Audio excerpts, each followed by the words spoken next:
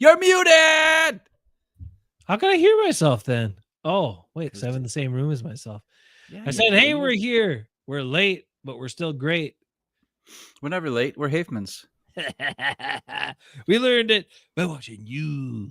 That's right. Wild man, dude. Something happened the other day. Olivia was like, my hair's terrible. What the hell? Your hair. Look at my hair. Your hair's terrible too. Jesse's dad came over to pick up the kids to take them out for lunch. Yeah, what did he say about your hair?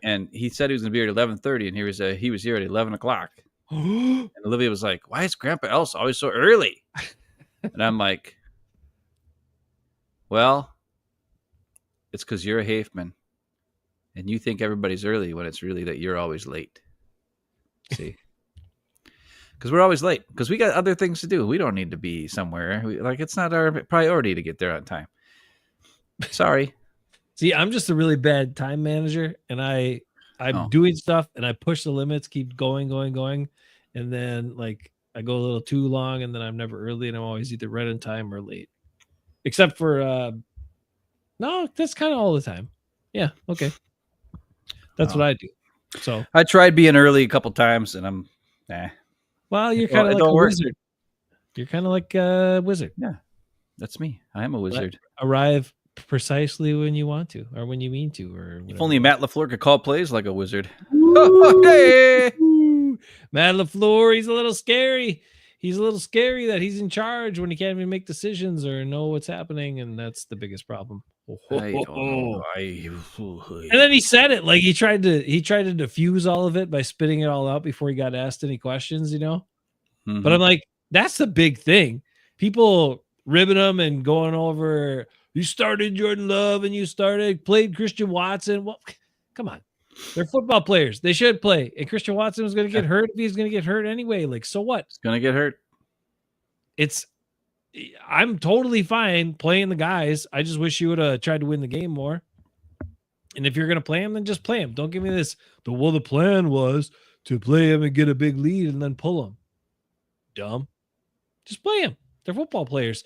You only get 17 regular season games to do this.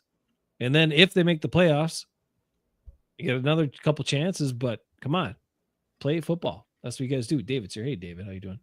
David. But Matt LaFluer, there's a couple things. We'll go back on that as we talk about it, as we'll get into a little bit of stuff on Matt LaFleur a little later. But I know you got some plays. Packers lost to the Bears for the first time in 12 tries. Oh my goodness, why is that happening?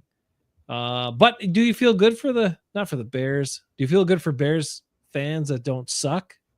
No. That they finally won? No? Okay. I know it shouldn't matter to them.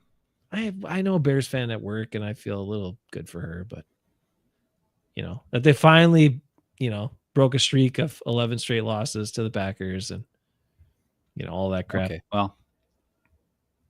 Horse collar BS, says Jonathan. Yeah, I got that play. That was a horse collar.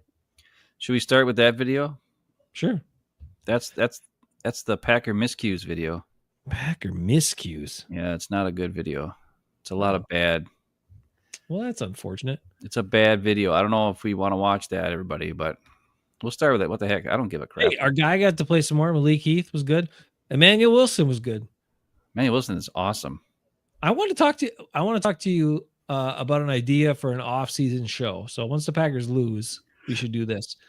Well, it'll happen on Sunday, so I want to go over some of the what ifs or what might have been scenarios from this season had certain things happened, or certain guys not gotten hurt. Like one of those guys, we might not have had Emmanuel Wilson on the team. Yeah.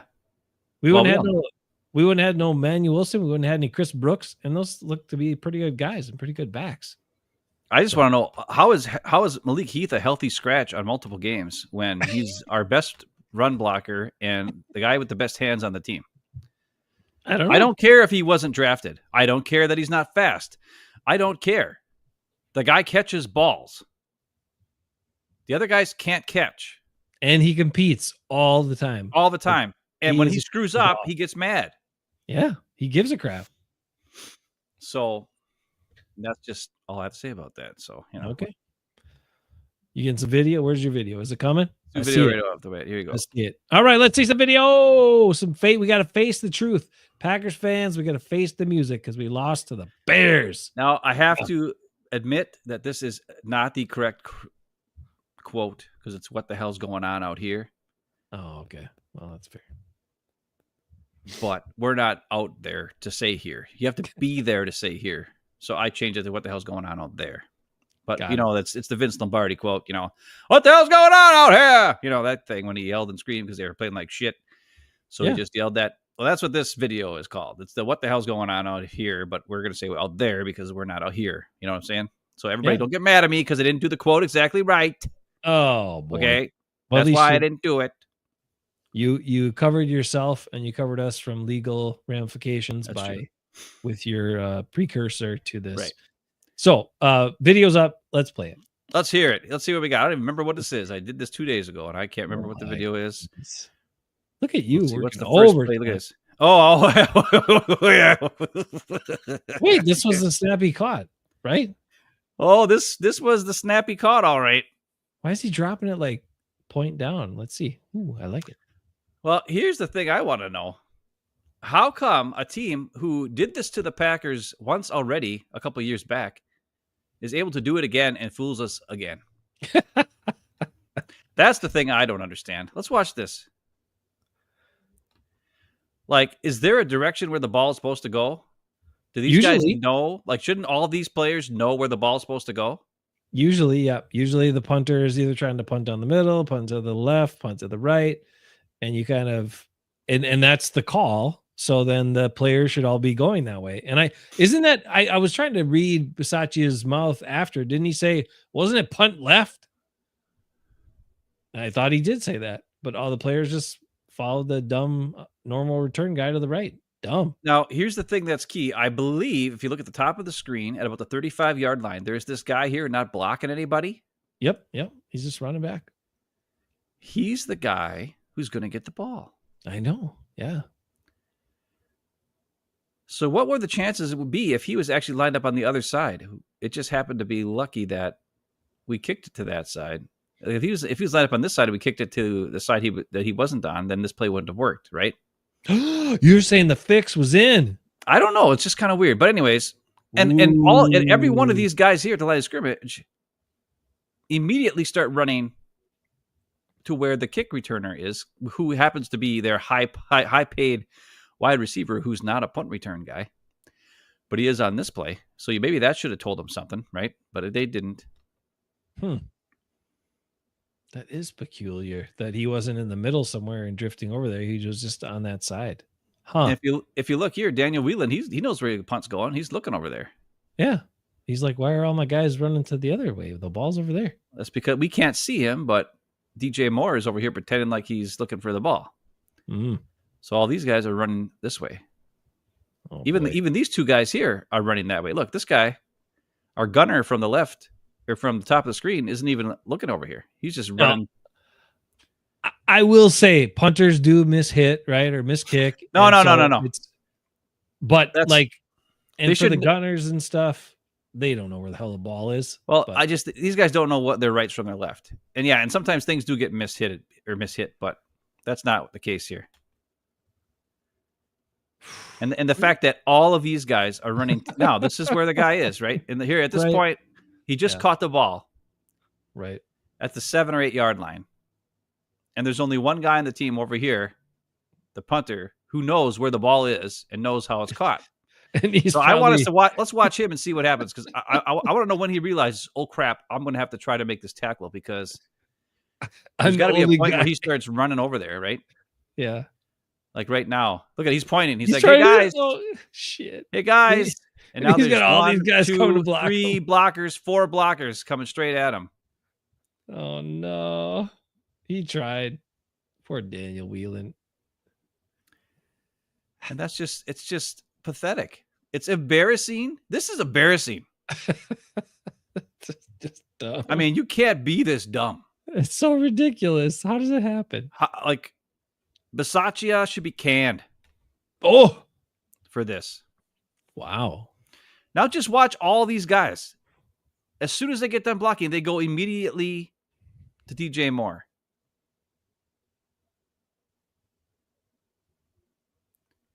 And if punt left, look at, they're all running over there. Except for Van Ness. He was the only guy who was like, wait a minute, I thought I was going to left. And look, even he knows the ball's wrong. So Van Ness is the only guy who kind of knew what was up, but he didn't know what was up exactly. Man. It's pathetic, dude. Like, this is sad. And that's 7 points we gave him, and we lost by what? Like a last second field goal, right? Yeah. And that's 7 points we gave him because we're dumb. That's what did Daniel Whelan say to all those guys after that play? I don't know. What did Matt LaFluer? I bet you Matt LaFleur yelling and screaming? Sure, he was yelling. Sure. Okay, all right, here we go. Here's what I'm talking about right here. So this is the Malik Heath fumble. What? So I want to... Malik Heath don't fumble. Malik Heath fumbled on this play. Oh, shoot. There's two things. There's the reason, like, everybody's like, how did he not know that the pressure was coming? Well, here's the reason why. Oh, you mean Malik Willis fumbled? Malik Willis. Sorry, not Malik Willis. He got smacked. Yeah. Okay. Well, he's talking to Emmanuel Wilson right now. He's like, hey, what play is this again? What play did I call? Oh, come on now. And Malik Willis was like, I think it was, I don't know. Like, you're the one who jumbles all the ones, right? He's got his arm sleeve, right? Watch him look down at his arm sleeve after he talks to Malik Willis, or Emmanuel Wilson here.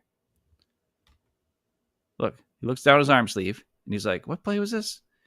Number 2? Okay, I think I got it. Let's go. Do your thing. We got it. Now watch. Now he's going to do a play fake, and I want you to watch what the offensive linemen do. Look at that. Oh. Okay. He does a play fake to Wilson's side of the ball. Wilson is already gone in a pass play. The offensive line is all in pass protection. There's no reason to do a play fake here because none of these guys are faking that they're running the ball. This is not a play action play. So Malik Willis has no idea what this play call was that he called himself. Hey, he just screwed up, man. He screwed up badly. Okay. And over here, I don't remember who gets him. I don't know if it's 31. I don't know if Tucker Kraft screws up or what happens here. So Tucker gives him a shove and then lets him go. Okay. Gives him one shot, then he's like, I'm coming out. But had he seen Tucker Kraft, he could have dumped it to him, but he was looking down here. So, and then he just gets rocked. He just gets, oof, yikes. I mean, it was so hard, my video got all whacked out. That's how hard they got hit. That was rough to watch. But it's obvious he had no idea what the hell was going on in that play. He looked at his wrist right before. He did a play fake. It's crazy. So now that was just bad. Like, what the hell's going on out there? Or in the word of Vince Lombardi, what the hell's going on out there? Okay. I don't know. Now we got the Jaden Reed reverse or whatever run play that we keep calling. And look at this. There's a couple things I want to talk about. If you're Jordan Love and you're calling a Jaden Reed reverse play, if you look over here, there's already a defensive back here, one blocker, right? And a linebacker on this side. And as he puts them in motion,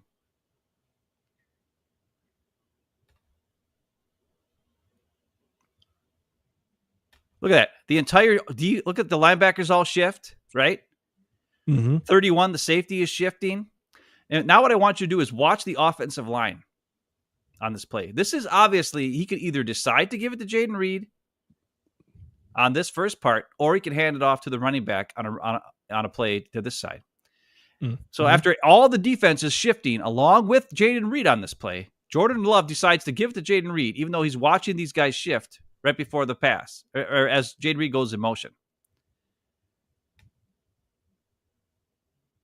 There you go. Look at this. And now on this side, we've got Elton Jenkins ready to block. We got Sean Ryan ready to block. We got Malik Heath over here ready to block. That's 1, 2, 3 guys to actually make a play, all with a guy who can block them. And I'm telling you, this would be a huge run. But the ball's already been given to Jaden Reed. Well, yeah. And you got the defensive end who is unblocked on the play right here, right? Yep. Which it's part of the play. That's not a problem. But you also got 49, who's that super fast linebacker who used to be at the Bills. Mm-hmm. Tremaine And you Edmonds. got 2 blockers for 2 guys and a free linebacker and a free defensive end. And Jaden Reed's going to have to try to get around over here. And you got Musgrave and So when he saw Octavian these, Wicks leading the way out there. right, 2 guys who can't block worth a shit. Well, maybe Wicks is pretty good, but Musgrave can't block. But if you look at the bottom of the screen, this is going to be a huge running play. Yeah, and you can tell that it's called that way because they leave this guy unblocked. The guards are getting to the second level, right? This is all a running play, no matter what. He can either give to Jaden Reed or you give it to Jacobs based on what the linebackers do. If the linebackers shift, then you hand it to Jacobs. This is easy quarterbacking 101, and he fucked it up. Jordan Love. So not only can he cannot pass and complete a ball, he's screwed up on running plays now. Oh. And you might say, oh, Ben, you're whining about something that's dumb. Because look, Jaden Reed, he gets 4 or 5 yards. Well, he has to run through 5 guys, and then the ball comes out. Because for some reason, Musgrave and Wicks block the same guy. Man. It's just dumb. It's dumb on the quarterback. It's dumb on the play call. It's all dumb. It's all dumb. Even look at the alignment here. If you're shoving off this side, they only got 1, 2, 3, 4 guys over here to block. And look, and Heath comes in motion, and the defense shifts to that side. So that's why he's thinking, okay, we're going to hand it. That's Jaden Reed. They make Jaden Reed run around so damn much before any play starts. That poor guy. Well, they got to be aware. Like as soon as he sees these guys shift over, he's got to be aware to what's going on here. And why does Musgrave block the same guys as Wicks on this play? Like, look at him. Watch Musgrave. There's a different guy to block. He's just like, I'll block the same guy right now. I can't get go to 1. Or turn in and go to 49 and cut him off. So he's only got 1 guy on the outside to deal with. Yeah. I mean, it's just dumb. Like you can't be any worse than this. This is like preseason stuff. They definitely were out of sync quite a bit in this game. Okay. Now was their head coach. Yeah. Now we got Malik Willis. I don't even know what this play is, but it's bad because it's in the video of what the hell's going on out here play. Oh, that's why. 4th down.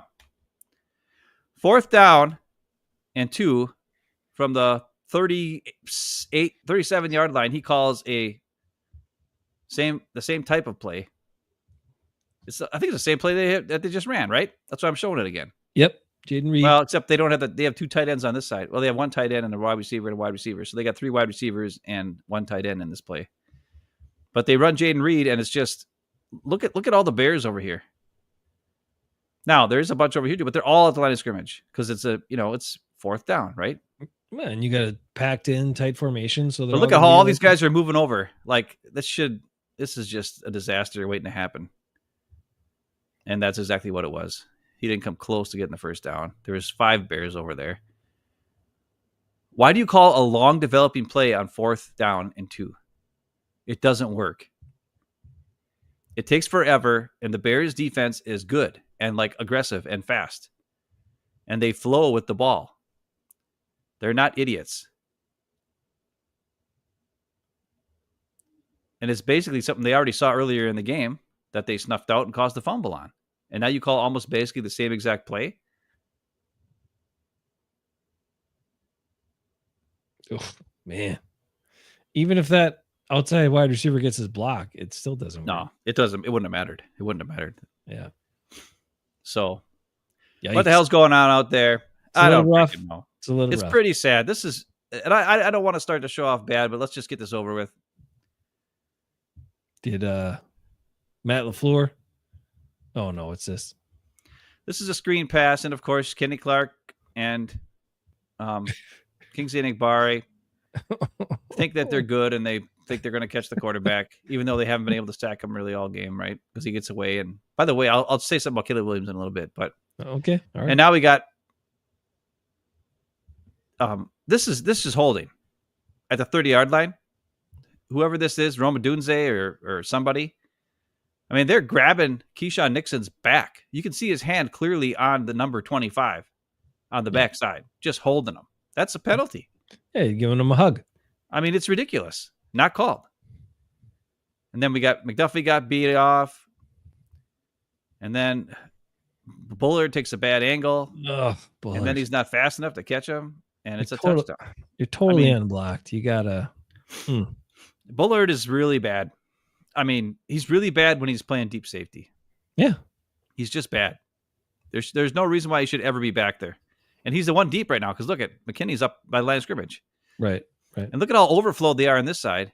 No, the running backs are there. And look at how the Packers don't shift. Remember how we watched the Right. Bears? Guy goes in motions, the Bears all shift over, right? Packers don't. And now look at this. At the middle part of the field, we've got 1-2 guys over here with 1, 2, 3 possible, and then Keyshawn, right? So there's only 3 guys, and we know Kingsley Enagbare is going to rush, so he doesn't count as a guy who can cover anybody. And that's what McDuffie's doing right now. He's like, hey, guys, somebody come over here to help me. We're screwed otherwise, right? Oh, man. Yeah. And nobody comes. They don't shift. They don't move over. They got freaking 7 guys from the line of scrimmage over this way with only 1 tight end over here, right? And maybe the 2 tight ends. They got 2 tight ends, and they got 1, 2, 3, 4, 5, 6 guys on this side of the field. Yeah, because Valentine came all the way in tight because there's nobody out there anymore. So, right. And I don't blame him for that. But why are no? the But I linebackers mean, not shifting? When he does that, then you got another. You basically have an edge defender there, a guy that can help contain on that outside. So your linebacker should move over. Yeah, because you got an extra guy that just came into the. They don't. Eric Wilson doesn't. And how Kingsley Enagbare doesn't realize what's going on here, like no awareness whatsoever on that play. And I'm a big Kingsley Enagbare fan, but like, watch this. When these guys don't, when the offensive linemen don't even touch you, yep, maybe something's up. Figure it out. Like they don't even block you. Look at them. They're not even blocking you. Don't worry about the quarterback. Worry about where the ball's going to go. Yeah. And then one more quick thing. We'll just take a look at that. You can. It's so blatant on this side now when you watch from this angle. Sure, Keyshawn getting held. Keyshawn getting held really bad. I mean, look at this. He's like tearing his jersey off. Whoever this receiver is falling downwards, ripping his jersey off. How is that not called? And look at here on McDuffie. This guy's got his arm. You can see his hand on the 8. That's holding here, and it's holding here. Not called. And the Bears get a touchdown on this play? No holding? Blatant holding. Call it. If this kind of stuff happens, and these guys need to either fight. Look at it. Here's the ref right here, fucking here. What the hell is he looking at? I don't know, especially in the ball's coming right there. Here's one right here. What the hell is he looking at? They're both there. It's freaking ridiculous.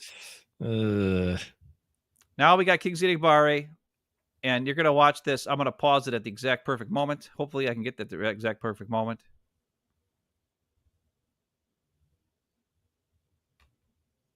Right there. Does this look like Kingsley Enagbare has any chance to pull this guy down as far as he... Look at it. Look at this. Well, he grabbed for...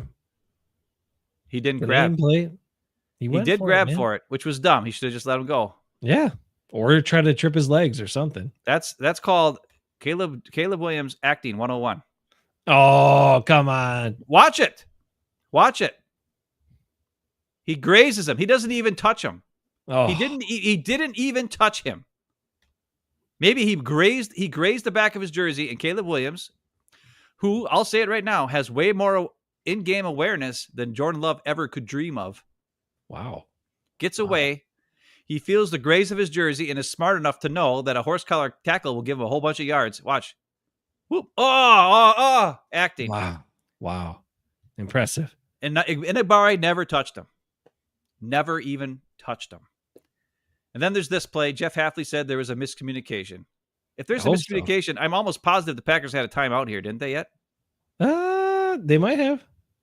They might have had one left. If there's a miscommunication, wouldn't you call a timeout here? So I think he's lying. I think this was the call. Ooh, and he's doing some ass covering? Maybe. But look at this. Okay. If you look at the way the Bears lined up with 3 guys in a row here, and all 3 Packer defenders are all lined up in a row, trying to stop this outside play. Right. And then there's nobody here, and then there's 3 guys way to hell back, 25,000 years back. And they blitz 3 guys, and there's only 1 guy to cover the running back. So they're playing man coverage with outside leverage, giving everything to the middle for 20, 30 yards. There's nothing. There's nobody. That's easy. I mean, there was it's just pathetic. There was and dumb. there was plenty of time to make this happen if you make it this easy. You know, it's like. So don't blame Valentine. Any one of these receivers could have cut to the inside and had the same play. Yeah, because the other with 3 corners all line up at the same exact spot. And then you got Kenny Clark as one of your rushers. Are you kidding me? You might as well put me out there. He ain't got to get no damn pressure on a 3-man rush. Come on, I'm sure he does pretty good here. Let's see it. Well, he's triple teamed, so. But the other 2 guys really aren't doing anything to him. No, Rashawn Gary almost got there, just like the classic Rashawn Gary almost got there. Almost, because he's just. And then hear this: slow. Just a little slow. These guys need to jump on this guy. Even like, hey guys, jump on him. And then Kenny Clark should have been slower getting back too, or something. And they get all the Bears get lined up and call the play or snap the ball. It's too easy. It's too easy. It's too dumb. There's no resistance there at all. Like why would you do no resistance? And if you're gonna play man and you're gonna do that crap, then get up and throw the timing off, right? Something. You have to. You have to do something.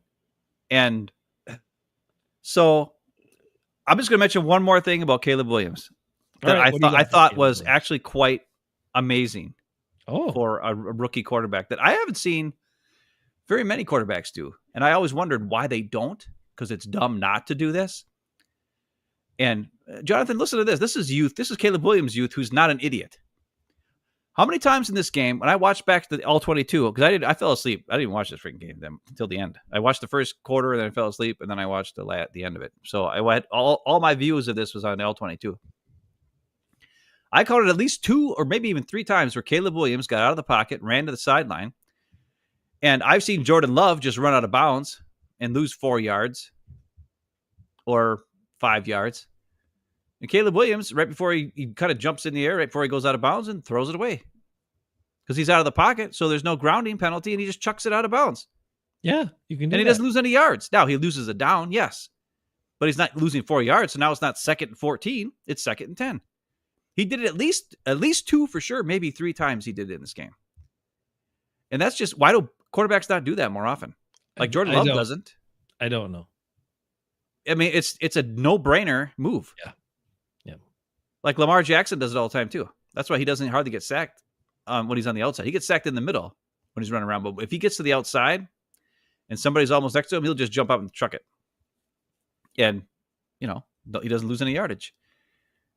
Don't take a hit that you don't need to take, and don't sit there and think, I'm gonna make a play and maybe my guys are gonna move and somebody will get open, I'll throw it across my body, and once in a while that can work out, but a lot of times bad stuff happens when you do that.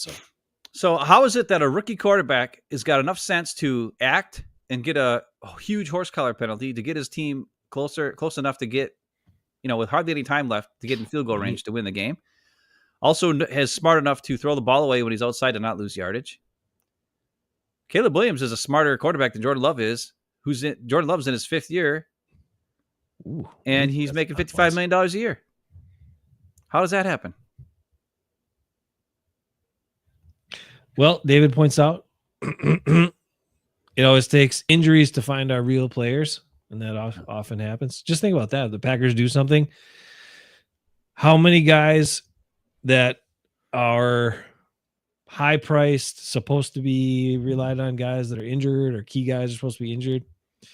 Anyway, interesting thing. Nate Dizzle's here. Nate, hello, welcome. Says he must have got here late. He's a positive one. Nate is late, and he's a positive one, saying go Pack, go right away. Feels like everyone is underrating the Packers defense. I don't expect the Eagles to have offensive success. Really? Nate, what makes you feel confident in that? I am curious. Yeah, Nate, you need to tell us what because we got Saquon Barkley. We got one of the best offensive lines in the NFL. We got the Packers getting held a bunch of times in the last couple games, and the officials not calling holding. And if they're not calling it in regular season, they sure as hell aren't going to call that in playoffs. I'm concerned about the Packers being able to stop the run game in this game, and if they can't, it's not just going to be a loss; it's going to be a ugly ass loss. I think the Eagles have a former right tackle, 6'8", 340 pounds, playing left right guard right now. They got some beasts, man. And they got Landon Dickerson in there at left guard. Yep. Like, they have monsters at guard. They have top tackles. They got a good center. They're going to destroy our defensive line. They're going to. Sorry. Hey, we got Kenneth Clark. Rashawn Gary. Oh, Jesus. Nate says, okay, Nate's still being positive. Let's see. He says Eagles All right, well, that's offense good. has only faced one top 7 defense all season long. It was the Packers. Only 3 top 14 defenses faced all season. Okay, well, that's good information. And also puts things into perspective potentially about what they do. But the Packers have had issues with mobile quarterbacks, running quarterbacks. Jalen Hurts, if he's back and a full go, he's a guy that can cause a lot of problems. And the Packers, he's different than the quick, super fast guys because he's also pretty shifty and freaking strong. And you put that together with Saquon. Like, Saquon is just, can we just be mad for a second about how good he is and how annoying it is that he Why did just we sign that guy? Oh my God. And I like Josh Jacobs. Josh Jacobs is great. He's a nice guy. He's a good player, but he ain't no Saquon Barkley. No. Saquon Barkley's he's a maniac. How can a guy be that stout, shifty, athletic, strong, and still that fast? Like, it's unfair. It is unfair. No wonder he was such a high pick, the 2nd overall pick when he was drafted. The Giants tried to ruin him because they never had any offensive line that could block worth a piss. But now he's behind the offensive line that can block pretty well. He has over 2,000 yards in 16 games. Pretty good. Yeah. No, any running back would probably have 1,500 yards behind that offensive line. It's pretty good. So, and there have been some games where he hasn't done anything. Like the whole first half, he's kind of got his butt kicked. But then, like in the third quarter, he breaks off a 60-yard touchdown or something like that. And you're like, oh, crap. The next thing you know, he's got 180 yards and 2 touchdowns before you know it. So. Okay. And he points out 3.8 yards before contact. Well, that means he's getting good blocking, which that's going to happen. You give a good running back good blocking, that's an even deadlier scenario. So, and I appreciate that. I believe this is a TJ Slayton game. We need TJ Slayton in there more than normal. Hopefully he's in good shape enough to go out there and play a lot of downs, because he's going to have to take on some monstrous dudes and hold his own. And because, let's face it, Colby Wooden, not big enough to do it. Carl Brooks is awesome. He makes cool plays every now and again. But I don't know if he can hold up against these guys in the running game. Right now, at this point, it's Kenny Clark, who can hold up, is in his own little tiny area. And then TJ Slayton, who's able to do stuff in the running game. But we need both Kenny Clark and TJ Slayton to be ready to do some serious stuff, because without those 2 guys, I don't think we can stop the Eagles. We need them to take on double teams, not get pushed backwards, and free our linebackers to get back there and stop Saquon Barkley before he gets a head of steam going. Yeah. Well, remember too, previously, Edgerrin Cooper really wasn't a factor in the first game of the season. So that could be different. That could help. Nate keeps throwing all the good stuff out here. Says Jacobs is a baller. Says we got Brenton Cox Jr. back. We're rolling. But then he admits I'm scared as anyone, but trying to stay optimistic. Okay, we get it. Fine. We have a very optimistic friend who sometimes comes on the show too, Jason Eckes, who is super optimistic, and he always thinks Packers are going to win every game and all that good stuff. Yep. And he also says Matt LaFleur knows what he's talking about, and Goody knows what he's talking about. He's like, hey, I just trust in those guys, and I'm like, you're crazy. Now the one, so the one thing I'll say is the Packers, and I know this kind of maybe is pretty obvious, but sometimes teams don't do it. The Packers need to commit and overload to stop the run. And not just Saquon Barkley running, like all running plays. Okay? Because they've got to do that, because Jalen Hurts, the one thing that he's not that accurate all the time, and he'll throw up some dumb balls once in a while and give you a chance to get some turnovers. And he hasn't played in a long time. Yeah. So I'm feeling like I know it's usually the key to almost every game, stopping the run, but I would not have an issue whatsoever with the Packers going like being super obvious, loading up the box and saying, look, If you're gonna beat us, you're gonna beat us passing. You're gonna beat us through the air. You're not gonna beat us by running down our throat. And if they beat you that way, fine. Because what else were you gonna do? Get just pounded on and run down your throat and die of a slow death? No thanks. Just go for it. Commit to stopping the run. Play some man coverage. Help Stokes or Valentine out a little bit. Whoever else is out there. Let Keyshawn handle his business. And let the chips fall where they may. Evan Williams is supposed to be back. That helps too. Another aware guy who's a good tackler. I hope that what they do is play more man coverage on receivers. Ooh, and then use Edrin Cooper as just a spy. You know what I mean? Like he's just spying the quarterback and then going and attacking. Sure. Yeah. I'd be down with that. And I think that's the only way they can win. Because you got to disrupt those receivers, mess up the timing, make sure that what quarterback, whether it's Hurts or whether it's Pickett or whoever the rookie guy, whatever these guys are playing, the receivers aren't where they're supposed to be when they're in the play call, which might slow the timing down, which allows the pass rush to get there a little better. And yeah, you might say, oh, they're playing man coverage. If for some reason Saquon Barkley gets through the line of scrimmage, well, then we're screwed. I'm like, well, you know what? They're not good tacklers in the secondary anyway, especially at corner or McKinney. So who cares? Like, even if they're sitting back in the zone and watching it and Barkley gets to the second level, he's still going to go for 12, 10, 20 yards. So just play man coverage on those guys and and the rest of them freaking try to take care of the line of scrimmage, hold on line of scrimmage. Don't let a hole happen. And then let Edrin Cooper just go crazy and read the play and just go attack. Or maybe just tell Edrin Cooper, you are man coverage on Saquon Barkley. Wherever he goes, you go. Even if he has the ball, or if he doesn't have the ball, you just still go wherever Saquon Barkley is. Because at least that's a simple enough assignment, right? Sure. That he could, and with his athletic ability, just be like, go for it. If he has the ball, and if he didn't get the handoff, who cares? Just go there. And then we can have McDuffie worry about Hurts or whoever else is there, or Quay Walker or whatever. Walker could be back. I don't know if that's he said he's supposed to be an impact. I don't know. Yeah, but I don't know if it's much different. You know, I mean, Wilson's been doing pretty well, and Walker's good at times, sometimes passive. We don't know what we're going to get out of him. David points out Valentine had another good game. He did, and he's been doing okay. You know, Eric, I got to say, I'm going to give a little credit to Eric Stokes. He's been playing better. He's been doing okay. I'm going to be honest and say that there's probably some new people are going to be like, what? But I'm actually, I'd take Eric Stokes over Jair at this point. So the fact that Jair's not in and Stokes is in, I'm actually slightly happier about at this point. None of us are worried about Jair at this point. Nate a couple things. Nate's wondering if they're going to be afraid to let Hurts run. I don't think so. I mean, if he comes back, he's going to play the way he plays. That's the way Jalen Hurts always plays. And the Eagles have never shied away from letting him run or include him in the passing game at times. Yep. Nate's got it. That's big news for Nate. Whoa, Stokes over Jair. All right, you got it, Nate. Nate, go back and watch much Jason of our other shows.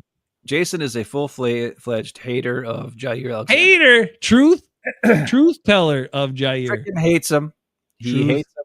Teller. He hates him. Of Jair Alexander. Absolutely. Highly overrated, highly overhyped, never available, doesn't tackle anybody. What else do you want from me?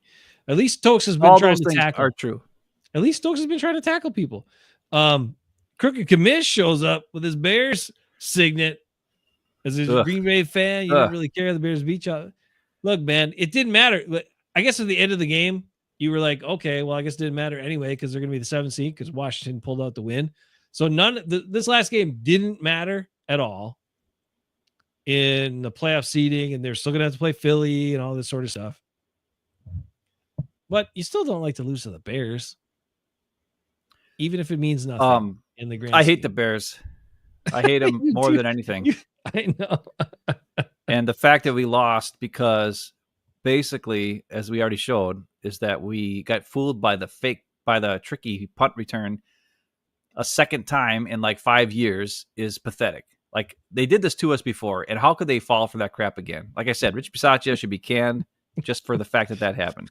You have to laugh at it or be mad No, at I'm it. not laughing because it's Choice. dumb. You're gonna be just be mad. It's embarrassing.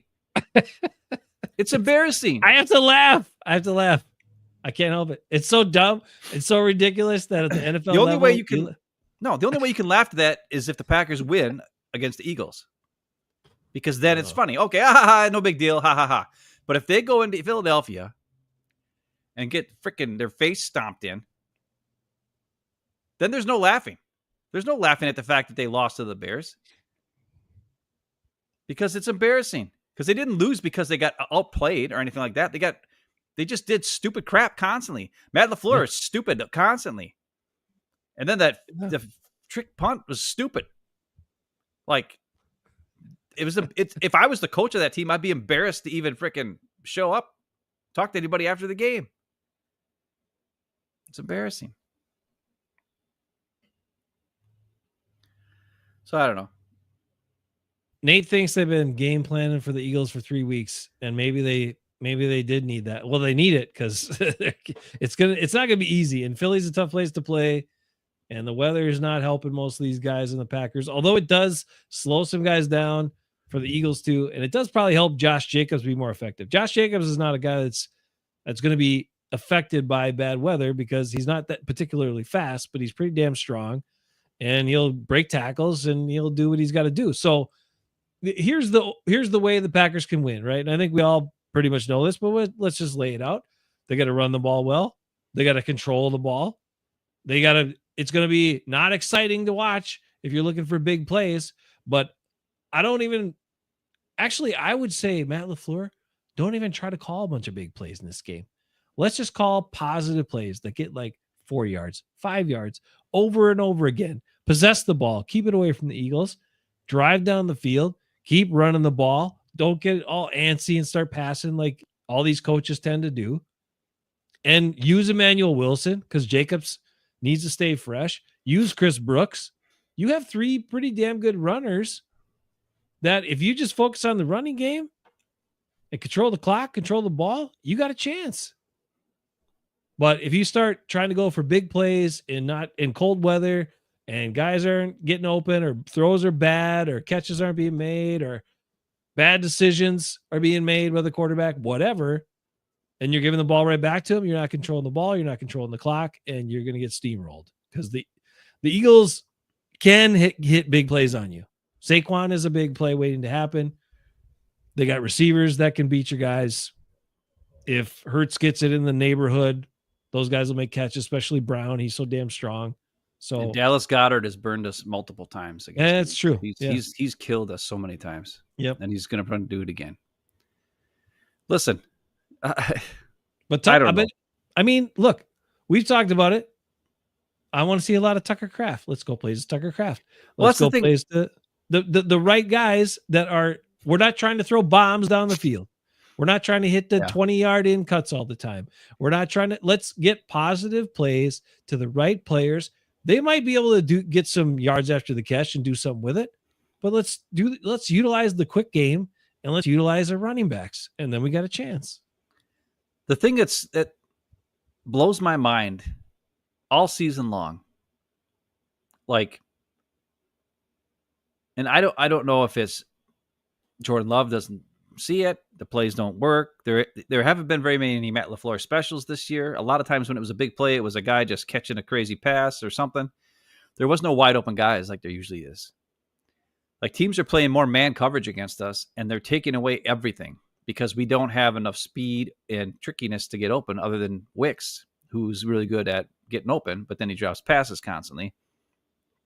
But the thing that scares me is when you have obvious mismatch in Tucker Kraft and you don't feature him, like, he should be featured multiple times a game. He should be getting 9-10 targets a game because of his mismatch ability. He's great after the catch. He's great downfield. He's got a large body. He can do things that most guys can't do because he actually has agility for a guy who's, 6'4" or 6'5", 250 pounds or whatever he is. Mm-hmm. He has abilities that most guys don't have, and Musgrave doesn't. And he's first coming back now anyways, but that's Sad's point. Tucker Kraft should have been a mainstay from the start, using him But because you have all these receivers and none of them are a stud, you have to try to get, we'll try to get a couple attempts to this guy, and we better have a play for this guy, and we'll have a play for this guy. And you know what other teams do? They throw to their best guy. Other teams have 1,000-yard receivers because they just throw to the guy who's the main guy. And they run plays for that guy who's going to make the most when he gets the ball in his hands. And the Packers don't do it. Matt LaFluer is still trying to trick everybody. Oh, here.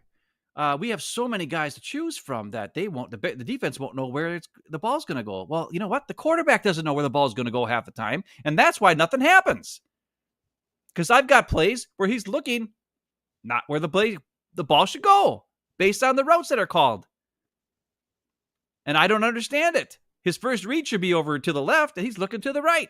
And those guys aren't even in a break yet. And the guy to the left did an out-breaking route, an 8-yard out route, and he's open. And Jordan Love's looking to the right when his first read should be over here, and then he throws it when he hits his back foot, and he throws the ball. That's where he should be looking, and that's where the ball should go. But he doesn't do it. Love is bad. He's playing bad. He's inaccurate, and he's making mistakes on plays just from reading and running the freaking play. And if you don't believe me, I got a Love Stinks video whenever you're ready. But I think we should save that. I think we should do some videos before we do that, because we got to get positive again. But anyways, I don't want to get all crazy. I'll get to the love later. All right. But when it comes to this offense, I want to see Tucker Kraft, Josh Jacobs, Tucker Kraft, Josh Jacobs, Malik Heath. Yes. Give me Emmanuel Wilson. Those are the guys who should get the ball, because those are the guys who give a shit. As a Packer fan, I want to watch a team that gives a shit and works hard. Malik Heath works like every play is going to be his last, because he doesn't know if he's ever going to be on the field again.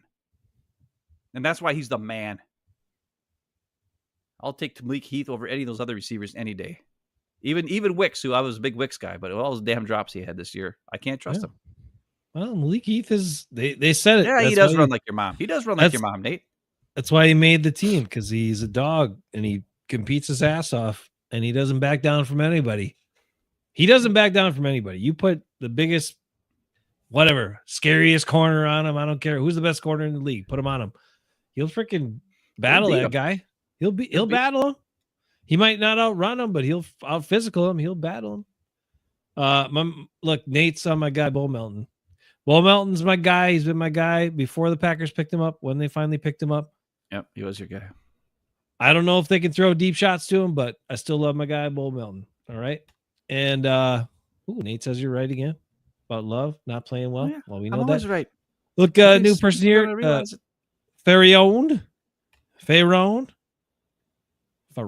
Anyway, Eagles had a 10-minute, 29-second drive. This could be scary. What happens in this game if it's like there's literally two possessions a half for each team? If that happens, I don't like our chances. You got to be mistake free. Like the team who makes one mistake could lose, and Jalen Hurts could throw a pick, and then we could win. Ooh, I like that. Yeah. All right. Oh, David points it out. Mississippi strong for Malik Heath. Hey. Also, yeah, he's a good dude. I love it. All right, we got some OEAs. Which OEAs did you pick out? I got a whole bunch of OEAs. Let's just do it. All right, let's take a look at them. Here they are. They are up. OEA plays from this game. Packers. These are OEA plays. These are all guys, since I just talked about it, all guys that give a shit. I should have called this, oh yeah, these guys give a shit. Let's take a look at some of these awesome plays. Nice. Oh, yeah! I don't even know what happens on this play. I just know it's good. So let's see. We got Malik Heath in the game right now, or Malik Willis in the game. Malik Heath's in there too, actually. He's right here. I like it. Oh, this is Tucker Kraft. Double teamed, jumping up over the top of guys to make an amazing catch. I don't know why he threw it there, but why he threw it there, no clue. Maybe because he knew it was Tucker Kraft. Maybe, but Jordan Love doesn't do that. He doesn't give Tucker Kraft a chance to make a play like that. That's true. He gives Christian Watson those chances, but not Tucker Kraft. Yeah, and he can't freaking find the ball in the air, and he has no body control to go up there and catch it. But Tucker Kraft has got good agility and body control. Look at, he had guys wide open. Look how open Malik Heath was on that play. Yeah, guy coming over the middle, but he's like, you know what? That's Tucker Kraft over there. Let's just like it's a fireworks. Oh yeah, that's how good that play was. Now what happens on this play? I don't even know. But it's another play, and it's awesome. Let's take a look. I think this is This is going to be Jaden Reed. Look at this. He got held, face masked, still caught it. Let's go whack and watch that because it's hard to even see what's going on here. So you want to watch Jaden Reed? He is 11. He's right here coming right down the hash marks. The ball's thrown now. He's got to find it. The defensive back doesn't know where it is. Jaden Reed fights through that, makes an amazing catch. These plays are not Matt LaFleur specials. These are Malik Willis chucking it up in a praying that somebody's going to catch it. They're not going to work against the Eagles, everybody. That's the only bad part about showing all these plays. Is that I don't think these aren't going to come down Packer play. Well, maybe the Tucker Kraft one will, but that last one. Now, this is, of course, Willis and not Love. So, Love wouldn't even throw that. Because Love's too afraid to throw picks now because he had so many picks. Did last year. He threw those last year, but not this year. I know he would, but now he's too afraid because he's afraid to throw in picks. But this is the playoffs. You got to go and you got to take a shot. Don't be afraid. And Malik Willis is like, screw it. I'm going for it. Yeah. You got a big guy in his face. That's why you got hit right when he's throwing it. So it kind of floated up in the air too long. That's fighting for the ball. I love it. That's awesome. That's an oh yeah play, man. Oh yeah. That's an oh yeah play. We got a Tucker Kraft, oh yeah. We got a Jaden Reed, oh yeah. We got so many oh yeahs, it's not even. Now we got a oh yeah. Who's this? What's this oh yeah? This is going to be a Tucker Kraft / Chris Brooks, oh yeah. Chris Brooks, good. Watch Tucker Kraft. He's going to come in motion. Get some really good blocks in this boom, game. Boom. Tucker Kraft with the hit. Here. Look at it. Chris Brooks is like, that's the biggest hole I've seen in years. Yeah, but who missed his block or didn't hold his block was Malik Heath. And he got super pissed about it. Also, let's watch Rasheed Walker on this play, taking out the D tackle or the linebacker, one of these two guys, and holding his own for a long time. Ooh, he has gotten better, hasn't he? At like holding blocks. Yeah, let's watch him. He's doing a good job. That was his one thing. That was tough. And also, Sean Ryan coming across with a guard lead here. Look at this. Double team, hit. Get up and then see. Smart. It's all good. And then watch over here. Malik Heath is super pissed at himself because he let 29 go. Watch him. He's going to jump up. He's all mad. Watch. He's like, God dang it, I suck. Why did I let that guy go? I would have been a huge play if I would have just got my block. Because he cares. He cares that he screwed up. And now we got to watch Malik Heath with the freaking awesomest catch. Come on. Week.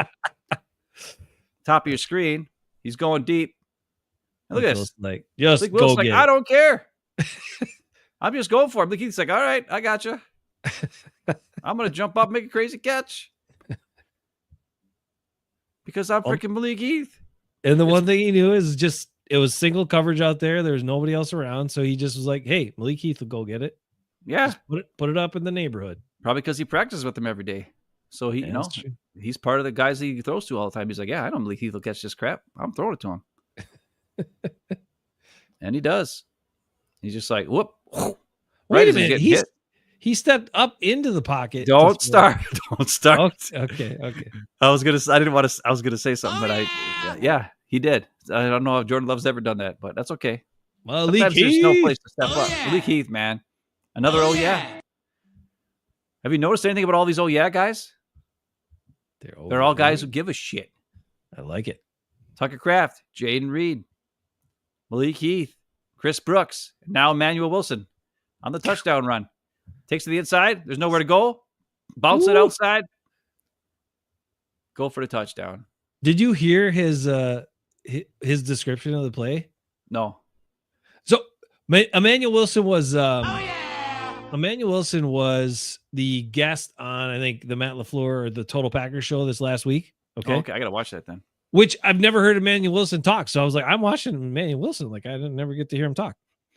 And he described this. He said he saw the corner crashing down. So he actually waited. He baited him here, waited for him to crash, and then knew he could bounce outside once he got him to do that. Yeah, that's called being smart. That was awesome. And then Josh Jacobs was talking about Emmanuel Wilson, and he's like, he was saying how he's like, you don't think he's moving that fast, but he's moving fast because like when he's running, he actually doesn't look like he's running that hard or that fast sometimes, but he's moving. He's doing his thing. And this is just there wasn't much defensive oh yeahs, to be quite honest. Yeah, you might say the Xavier McKinney interception, but that was from a wide receiver, and that's another gift to Xavier McKinney to make his interception stats look good. It wasn't a good play by him. I mean, freaking I Keenan Allen have just threw no it right to idea him. why Keenan Allen even threw Yeah, it. it Like, was the what's dumbest he thing. doing? Here's what I want you to watch. Remember how earlier we watched a play where two guys ignored Enigbare, and Enigbare went to the quarterback? Watch Carl Brooks 94 on this screen pass, and watch what happens when these two guys actually block him for a second, and then they let him go, and then he's smart enough to go like, that's dumb. I'm going to mess up the screen pass and watch. So this shows you the difference between a guy who's aware and the guy who's not. And I love Enigbare. He's one of my favorite guys.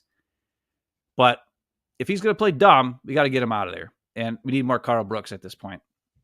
So watch Carl Brooks on this play, 94. He's going to do something where, he's just smart. And I call it an oh yeah play because you know what? Sometimes oh yeah is a flashy play. Sometimes oh yeah is just being smart.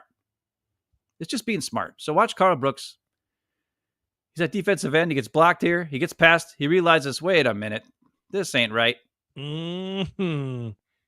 And gets a huge tackle for loss because he's smart. He's just smart. He gave him the waggy finger. And there you got our last oh yeah play of the day. So usually we do two oh yeahs, but I was like, you know what? With all these guys who are our favorite guys, like the young guys or the unheralded guys who never get the ball, finally got the ball in this game. And we should have won if it wasn't for the stupid special teams play. And all these guys made plays, and they weren't like schemed up for them. It was an amazing catch by Jaden Reed, an amazing catch by Tucker Kraft, an amazing catch by Malik Heath, a great block by Tucker Kraft, Rasheed Walker coming across on that awesome run by Chris Brooks, and then Emmanuel Wilson being super smart and baiting that corner in and then bouncing to the outside for a touchdown. Those are all awesome plays. And then Carl Brooks being smart enough to realize, hey, this guy's let me go. This is a screen pass. I'm not going to worry about the quarterback because everybody else is going to go there because they're dumb. I'm going to be smart and cover the running back. Smart. That's an oh yeah play. Yeah. And that's the difference between winning games and losing games. Those guys all played well enough to win games. And the coaching, I think, is the reason why we lost this game because of stupid coaching. 100%. By LaFluer and by Rich Bisaccia. And then at the end, Jeff Hafley, whatever the hell was going on in that last play. I don't know. I got one more oh yeah for you that you forgot. This was like when this happened in the game, I'm like, that's my oh yeah play, no matter what else happens. And then Malik Heath still caught his thing. And I was like, maybe that's my oh yeah play. Maybe I gotta have two oh yeah plays. But this is my oh yeah play from the game. This is early in the contest. 7-3 Bears got the lead right here. I'm gonna make her big screen and then let you have it. This is my guy. Watch him right in the middle. TJ Slayton right in the middle of the screen. He's right over the center. Just watch what happens. He shoved it back in his pocket. They must have decided it didn't quite get the knee onto the turf.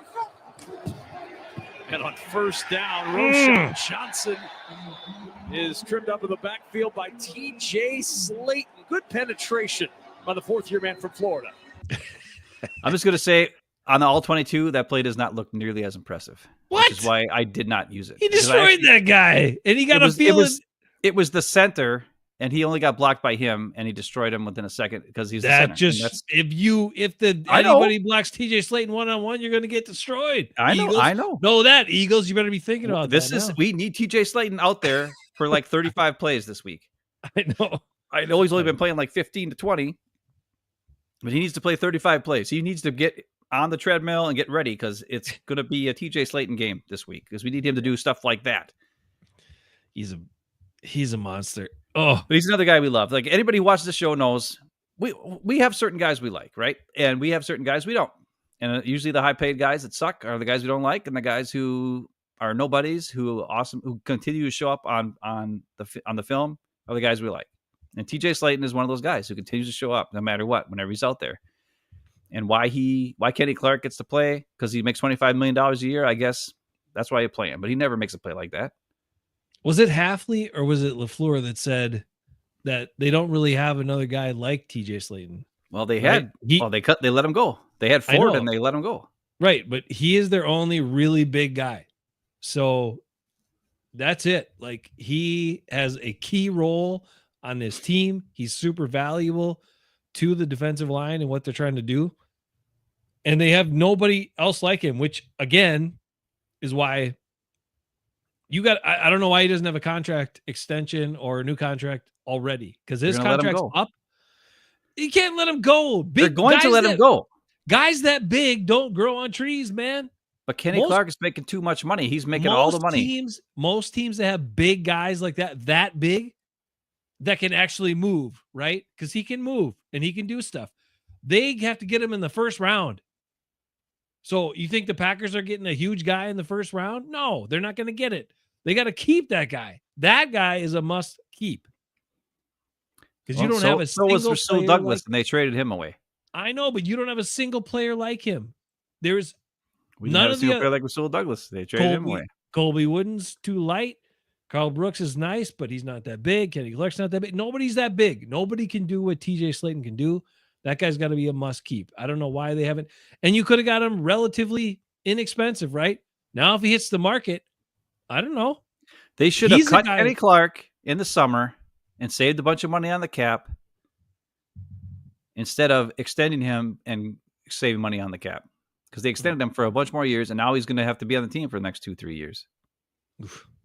And we're going to lose. I told you that they were going to lose TJ Slayton this summer because they're stupid. I know. I don't want to believe you. I mean, well, you got to believe me because they're dumb. And especially, and you know what? They're going to sign back Josh Myers. No, and they'll cut. And they'll not sign back TJ Slayton. They'll let TJ Slayton go in free agency, and they'll sign back Josh Myers. Watch. Well, Josh Myers is having a career year. It's not that high of a bar, but he is definitely having a career year this year. It's as good as I've ever seen him play. He has done better. I'm gonna give him credit for that. He has done better than he ever has in his whole life. I don't know. Bert Scrambles knocks the ball up. Who's the most overrated Eagles? Oh, okay, who's the most overrated Eagles player? I don't know the Eagles that much. I think it's Jalen Hurts, but it also might be. I don't know. I'm not a fan of. What's his face? Who's their main guy? Their main receiver? Oh, AJ Brown. Yeah, who's at Tennessee, and then they traded him, and AJ Brown. He's kind of a whiny bruja, and I'm not feeling that guy. So I think he gets way more pub than he probably deserves. He's one of those guys who gets a lot of targets, and then I mean, he is complains. Strong. He is strong. Yeah, he's big and strong, and that helps him out a lot. I'll say this: I like him better than Deebo Samuel, who's a whiny. He's always hurt all the time, doesn't want to play. Yeah. But okay, so you think I think every player in the Packers is over? Is that what Nate's saying? Yeah. Nate, I don't think every player on the Packers is overrated. I think every high-paid player on the Packers is overrated. Period. They're not earning their keep. Let's name them all, Nate. You want to get into it? Let's name them all. Let's start from the top. Jordan Love, $55 million a year. Is he worth $55 million a year? No. Hell no. Sorry, not right now. Now let's go to the offensive line. Elton Jenkins. Is he really worth a great contract, second contract? He's okay. The Packers kept telling us how he's so great and he's a Pro Bowler and he's amazing and blah, blah, blah. But when you watch the film, I'm telling you, he's not any better. I tell you right now, Rasheed Walker, freaking Zach Tom, and Sean Ryan have better years than Elton Jenkins has had the last 2 years. Just the truth. Yep. I agree. And then after that, who else they got? Josh Jacobs. I think Josh Jacobs is a little overrated too. He doesn't stretch the field. Yeah, he'll get you 2-3 yards. He works hard. He's not a bad player. I think he's a good player. Mm-hmm. But he's not a game breaker.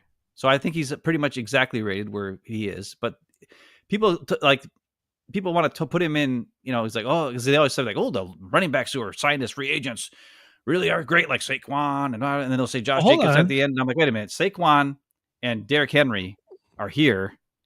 And then Josh Jacobs is down here.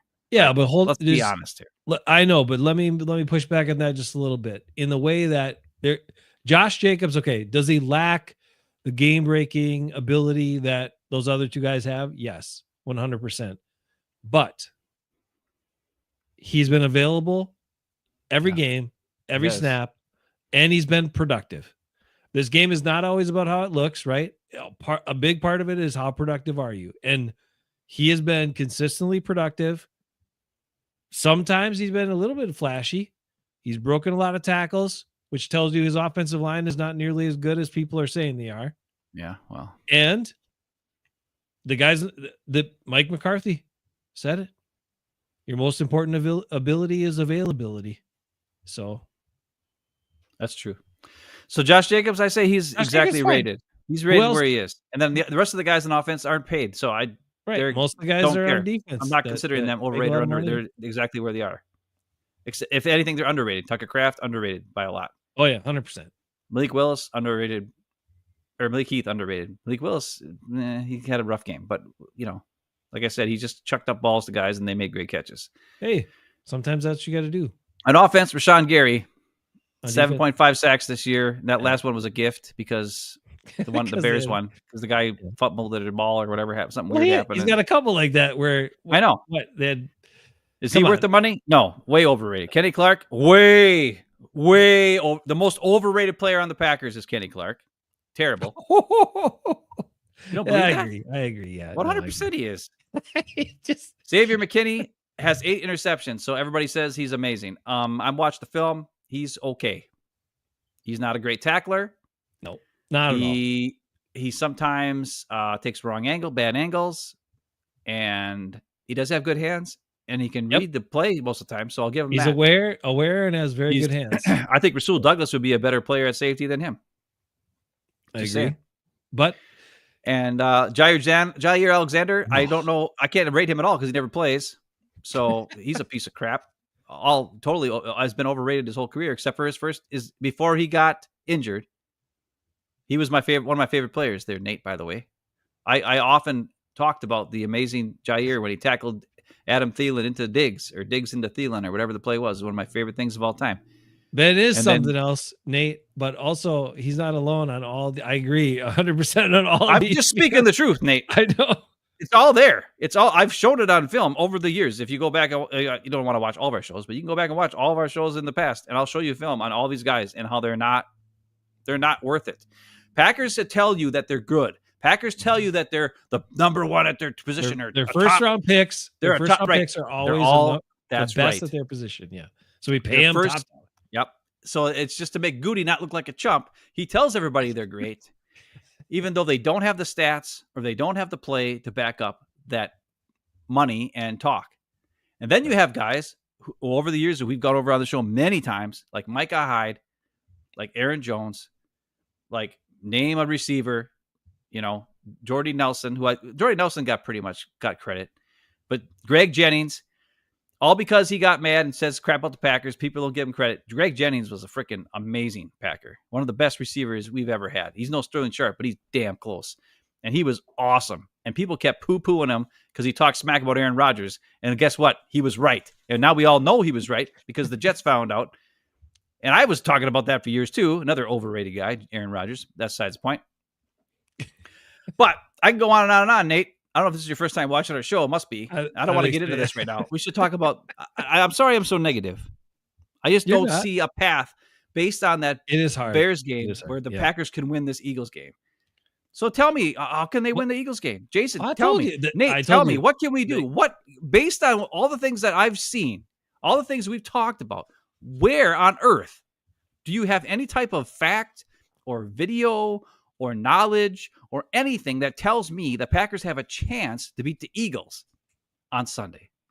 Their chance lies in Jalen Hurts screwing something up and getting a turnover or two. That's where their chance lies in. And they have to play very clean and controlled football. So that means Matt LaFluer has to stop talking about explosive plays and stop dialing up explosive plays. And they got to feature the running back and the running backs, like we said before. But the biggest key, they always talk about turnovers, and sometimes turnovers are kind of overrated based on what happens from them. But in this game, I believe there's going to be very few possessions. And Jalen Hurts, I mean, in the opening game, he threw a pick right to Jair Alexander in a dumb play. Like he threw it across his body back over the middle and just lobbed it up there. So he does some dumb stuff with his arm, more so than with his legs. So the Packers have to contain him in the pocket, make him throw it. He'll give us a couple opportunities. McKinney's good at capitalizing on opportunities. Evan Williams is smart, and he's back. I think the safety's got to make some plays, and I think Cooper's got to be a factor trying to slow down and take out Barkley. And those are our chances. Those are our things that are a little bit different, and that should give you a little bit of hope that you could see a path for the Packers to win. Now, you also could see a path where they get steamrolled, but You asked for a path. I gave you one. Well, the other thing is Nate's talking about how the Eagles had an easy schedule and the Packers had a strong schedule. We played the AFC South and the NFC West. Both those divisions were terrible this year. The 49ers were hurt all year. They didn't have Christian McCaffrey. The Cardinals for some reason when we played the Cardinals, I don't know what was going on. Kyler Murray just kept running out of bounds, didn't try to make plays. It was weird. He didn't try to run on us. It was weird. Nate thinks the Eagles are mid. Okay, well, we'll see. I don't know, Nate. The Eagles are not mid. Now, their coach is crazy and weird. Yes. Yep. He could do something dumb. I like that. But their defense coordinator is smart and been around a long time. Their offensive coordinator is okay, but he was also the coordinator for the Chargers for the last 2 years where he didn't know how to use freaking the best quarterback in the NFL, Justin Herbert. Ooh. So I'll say that, but he also knows, hey, I got Saquon Barkley. Let's use him. But any idiot can figure that out. Jonathan just gave you another reason to believe. McManus, the man McManus, makes you should feel better. And maybe at least if we get a chance to kick some field goals or maybe a game winner, that he might actually make it versus the other guys we always had. Yeah. For the last McManus has been a game changer this year. That I'll give you that. But the question is, will Matt LaFleur kick the field goals or go for it when he's in the red zone on fourth down? Wait a minute. Hold on. Let's talk about Matt LaFleur now. Let's get into that. Sorry, guys. We're going to talk a little bit about the biggest concern from this last game, which also is kind of a concern for the upcoming game. And I think the largest factor, more than Jordan Love, more than any players, more than anything else, in the Packers possibly losing this game is Matt LaFleur. I think if Matt LaFleur doesn't know what he's doing or isn't decisive or any of that stuff, he's gonna sit there and sit on a thought or screw something up or take a timeout when he shouldn't or whatever. Go for it when he should kick it. I don't understand Matt LaFleur's thinking at the end of that game. Let's just hear some of his words here. We'll pull them up. You can hear from him. You don't have to hear from me. Matt LaFleur, after the game against Chicago, here he is. We'll get him. Let's hear what he had to say. And then at the end of the game, that's squarely on me.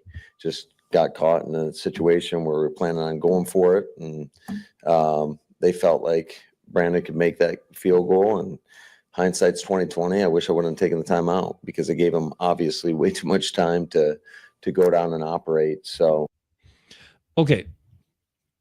He says something else right around 137. I want to check that too here. Let's hear what else he said.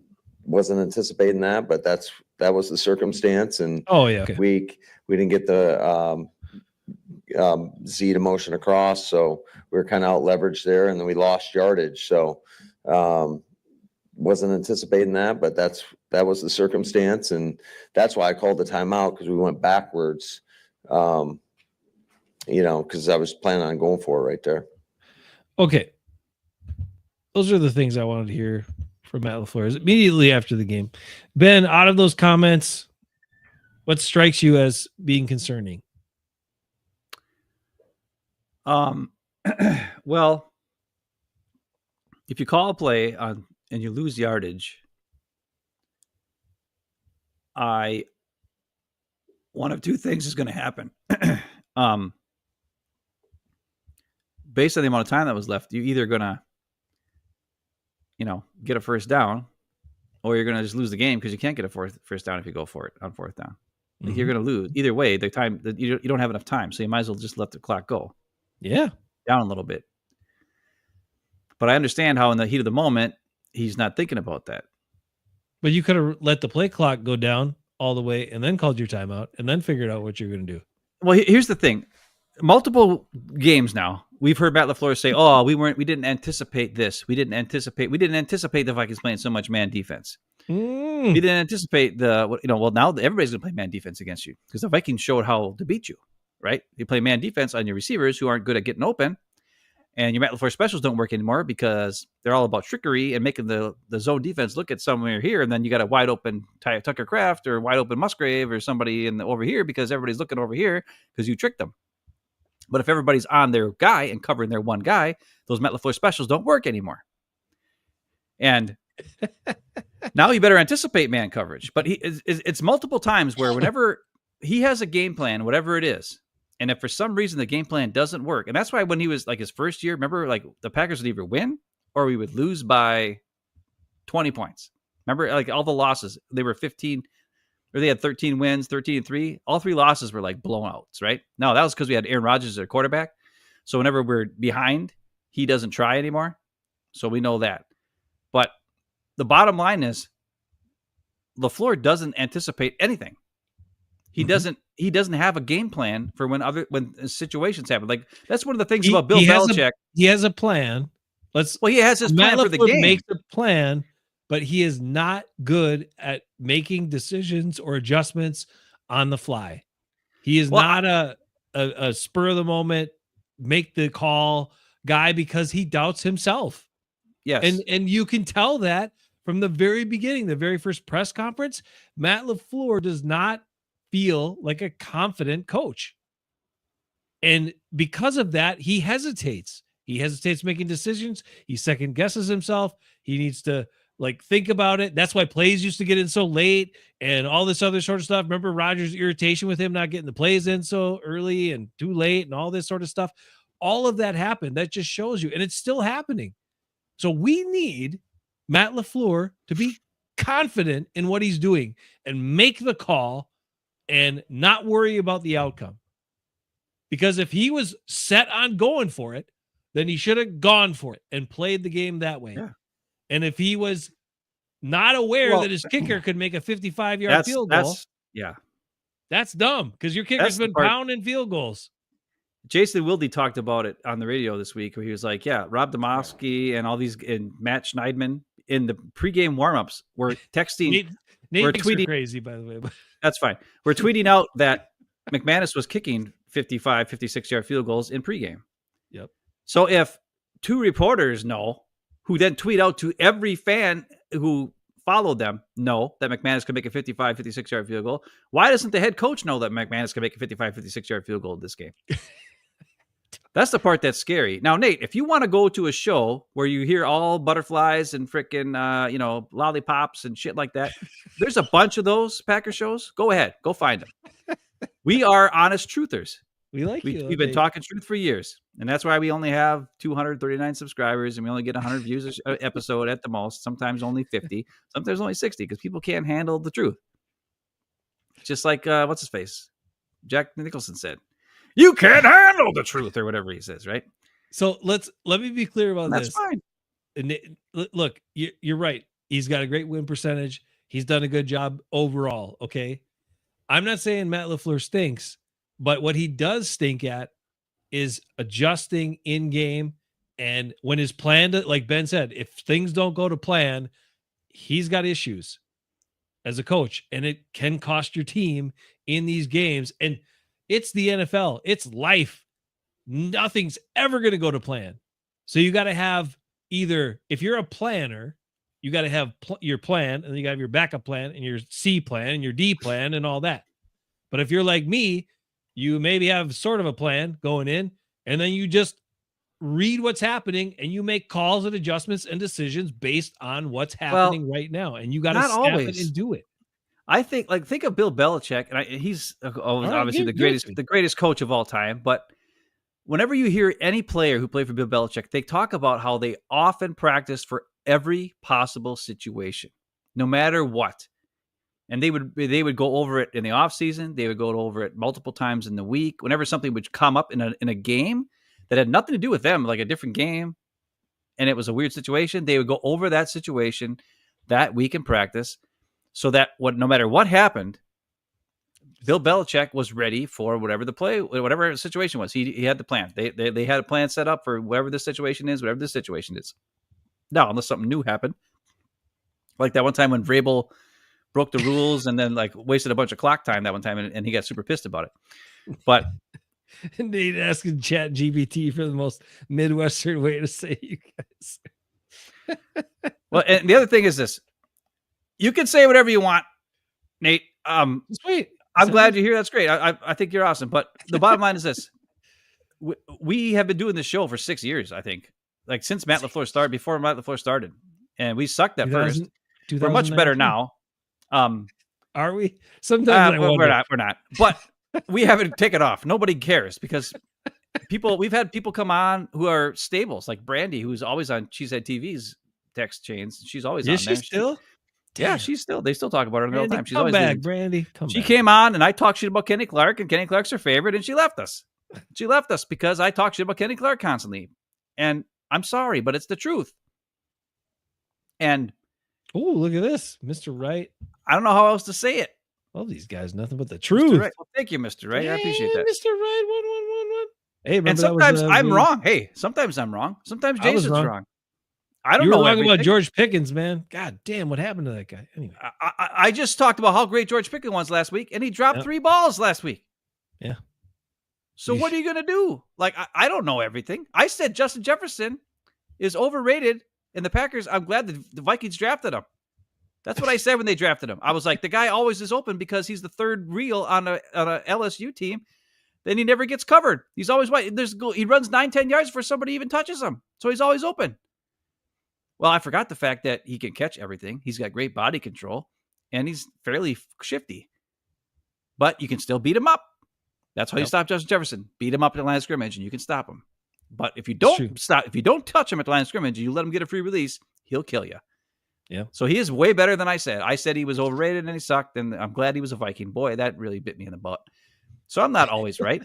He attacks the ball too, which is and that's fine. And I was, and David was the one who brought Brandy over. David told Brandy, he's like, hey, check out the Haven Bros. And she came over and checked us out. She was excited for a couple shows. And then I talked smack about Kenny Clark, and she was like, screw these guys, I'm out. That's David's good point. People come on here and don't realize how much we love the Packers. Sometimes it seems like we don't love the Packers, but the reason we get so upset and sometimes say all this stuff is because we do love the Packers so much. We have been Packer fans our whole lives. We grew up just east of Green Bay. Everything was Packer. Our parents were huge Packer fans. Yeah. And the Packers were terrible when we were kids. We're that old. They were awful. I loved Justin. I loved John Jefferson, Paul Kaufman. Packers couldn't score Packers could score a bunch of points with Lynn Dickey. They were scoring 40 points and still losing every game for a while there. Right. Yep. And then we had the Magic Man season, right? 1989. Oh, and then we had the Randy Wright years. And oh, nobody wants that. But it was the Magic Man season that really took me over, man. Yeah. And with the sack master Tim Harris, you got the Wood backfield with Keith Woodside and Brent Fullwood. And those were the guys that brought us in. And we were the same guys who, when Favre was the quarterback, we talked smack about Favre constantly. Yeah, we were like, why can't we get a guy who doesn't want to throw to the other team constantly, right? And then we get Rodgers, and then he never throws interceptions, and then we talk crap about him because he doesn't take chances, and he only throws to the outside, and he only throws to receivers when they're running out of bounds instead of getting it to them in stride where they can take it to the house. And after 2014, and that's the stuff. Yeah. Before 2014, it was awesome when they had Greg Jennings and Donald Driver and all those guys, and they was like a monster. But then, of course, the Denver Broncos played man coverage against us and shut us down, and after that, Rodgers couldn't play anymore, and he had to do other stuff. But what I'm saying is this.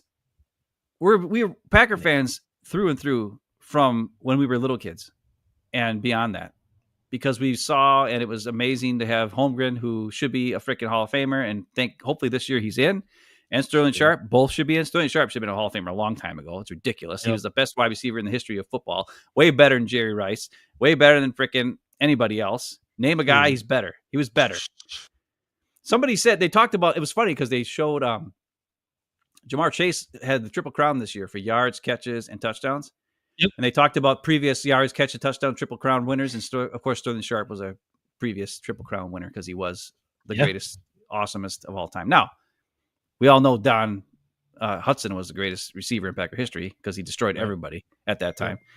But Sterling Sharp is the second greatest receiver in Packer history. And the greatest modern, since the Super Bowl era, wide receiver in the NFL history, based on size, speed, hands, everything, breaking tackles, outrunning you, amazing catching. The guy was crazy, but those are all things we fell in love with. And I talk way too much, and I'm gonna let Jay say some stuff. But yeah, you might think we're crazy, and we are a little crazy. We are underdogs. We love the underdogs. Here are some of my favorite players, real quick. Terry Mickens. Who the hell is that? I can tell you, he's a wide receiver who played in one game. He started against the Detroit Lions and caught 2 touchdowns, and I cried. Ask my brother. It was embarrassing, but I did it because Terry. Maybe that's why you like Tucker Kraft so much, because he's wearing Terry's old number. Well, Terry actually wore 88 and 85 because he started with Oh, that's right. 88, and then the Packers signed Fatty Keith Jackson, and they made Terry switch to 85. Yeah, that's the thing. You didn't even know that, did you? Also, No. Aubrey Matthews, one of my favorite Packers, who was with the Don Mikowski years. He was a wide receiver, 89. And, of course, I love Dorsey Levens. My all-time, when Edgar Bennett was a starter, I talked Dorsey Levens up. And everybody's like, what are you talking about? I'm like, Dorsey Levens is way better than Edgar Bennett. He freaking kills everybody. And then Dorsey got his chance. And then they went and stuck William Fatboy Henderson in front of him and couldn't block worth a shit at fullback. And then Dorsey's numbers went way down because he was always really good when he was in single back sets because Holmgren put him in single back sets, a 230-pound running back with 4 wide receivers. And he spread out the defense, and Dorsey killed him because he was fast enough and big enough to kill everybody. And it was amazing. Holmgren was a genius. If he only didn't have a stinking ding-dong quarterback who threw the ball to the other team all the time, he would have killed everybody. And that's why he left town, because he couldn't handle coaching Favre anymore. He couldn't handle the mistakes. Couldn't handle the mistakes. And trying and to then, who are my other favorite guys? Micah Hyde. Hyde. Tremont Williams. Personal friend of the show. Micah Hyde, by the way. Donald Driver. Rasul Douglas. These are the kind of guys I like. Guys who are football players. Are they the fastest guy in the world? No. Are they the toughest guys in the world? Yeah. Do they play like freaking madmen? Yeah. Do they play like every down is the last down they're going to play? Yeah. That's why I love Malik Heath. That's why I love Tucker Kraft. Those guys are my guys. Well, Aaron Jones, everybody knows I love Aaron Jones. Oh, well, he might not know you love Aaron Jones. It's Nate's first Aaron time Jones. here. Okay, well, you take off. I've been talking for like 20 minutes. I'm going to shut up because I'm sick of talking.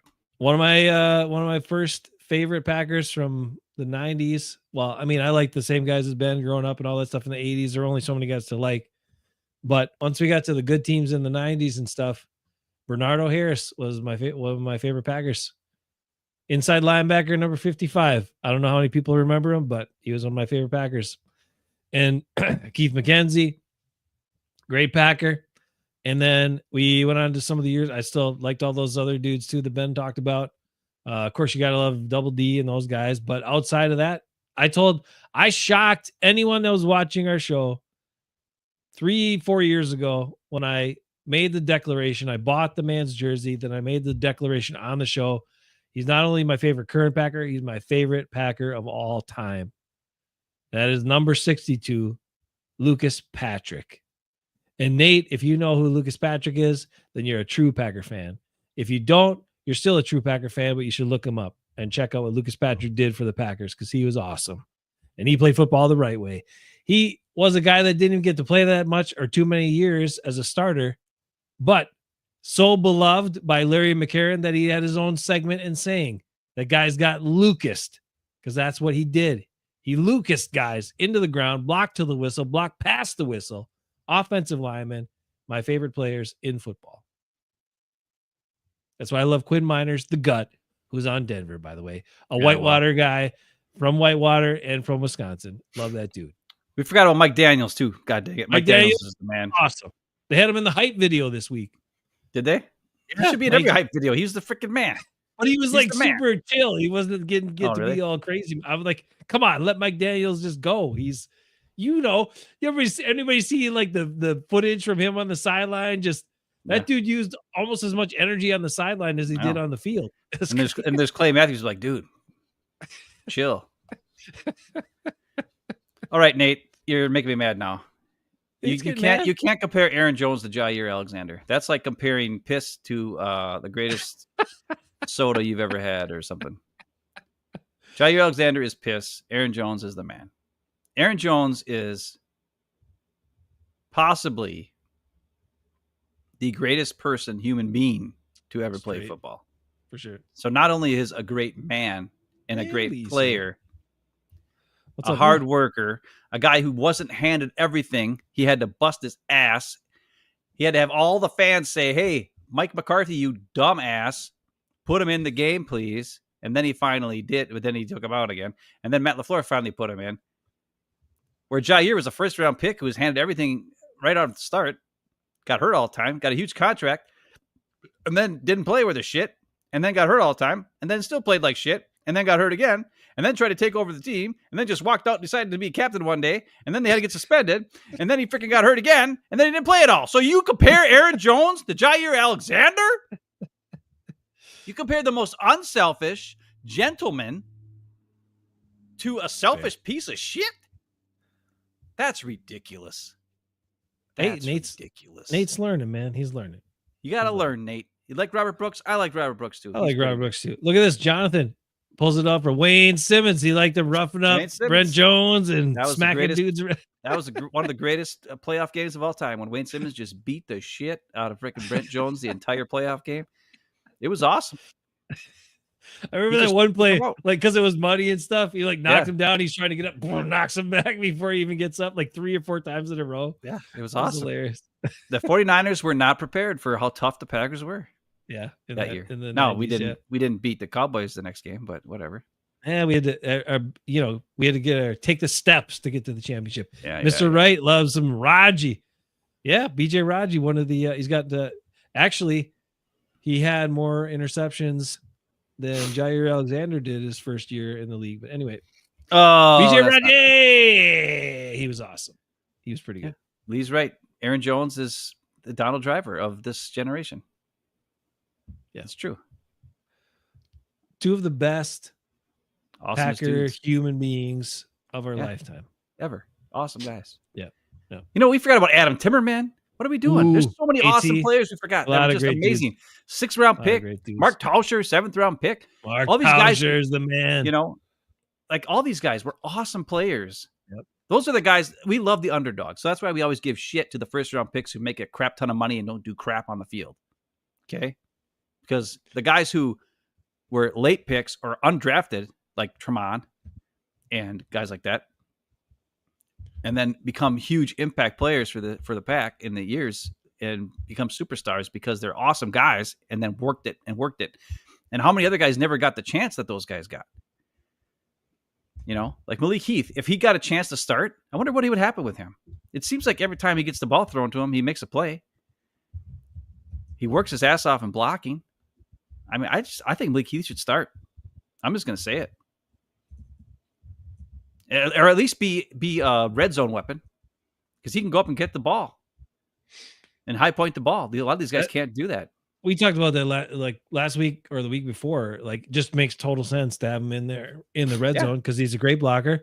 He's big, tall, physical, great hands, and you don't need speed when you only got to go a couple yards to the end zone. You need guys that can fend off defenders because they're going to be globbed onto you. They're going to be contested catches. You can't have guys with weak hands in there. That's why Dobbs is good in the red zone. That's why, guys like Jaden Reed's pretty good there. He goes up and attacks the ball. Kraft is great. That's why old guys in the red zone were pretty good too. Like, is the same sort of thing. You got to have guys that attack the ball and can fend off defenders, hopefully with their body if they're big enough. And Heath is one of those guys. So the Packers need to make that adjustment. Now the Watson injury sucks, right? Sucks for him. Yeah. He's a really good dude. Like, Christian Watson is a really good human being. Okay. And he's fast and he's tall and he's got some talent, but I mean, he just can't stay on the field. He's got some aspects of his game that aren't zero awareness, where zero body control.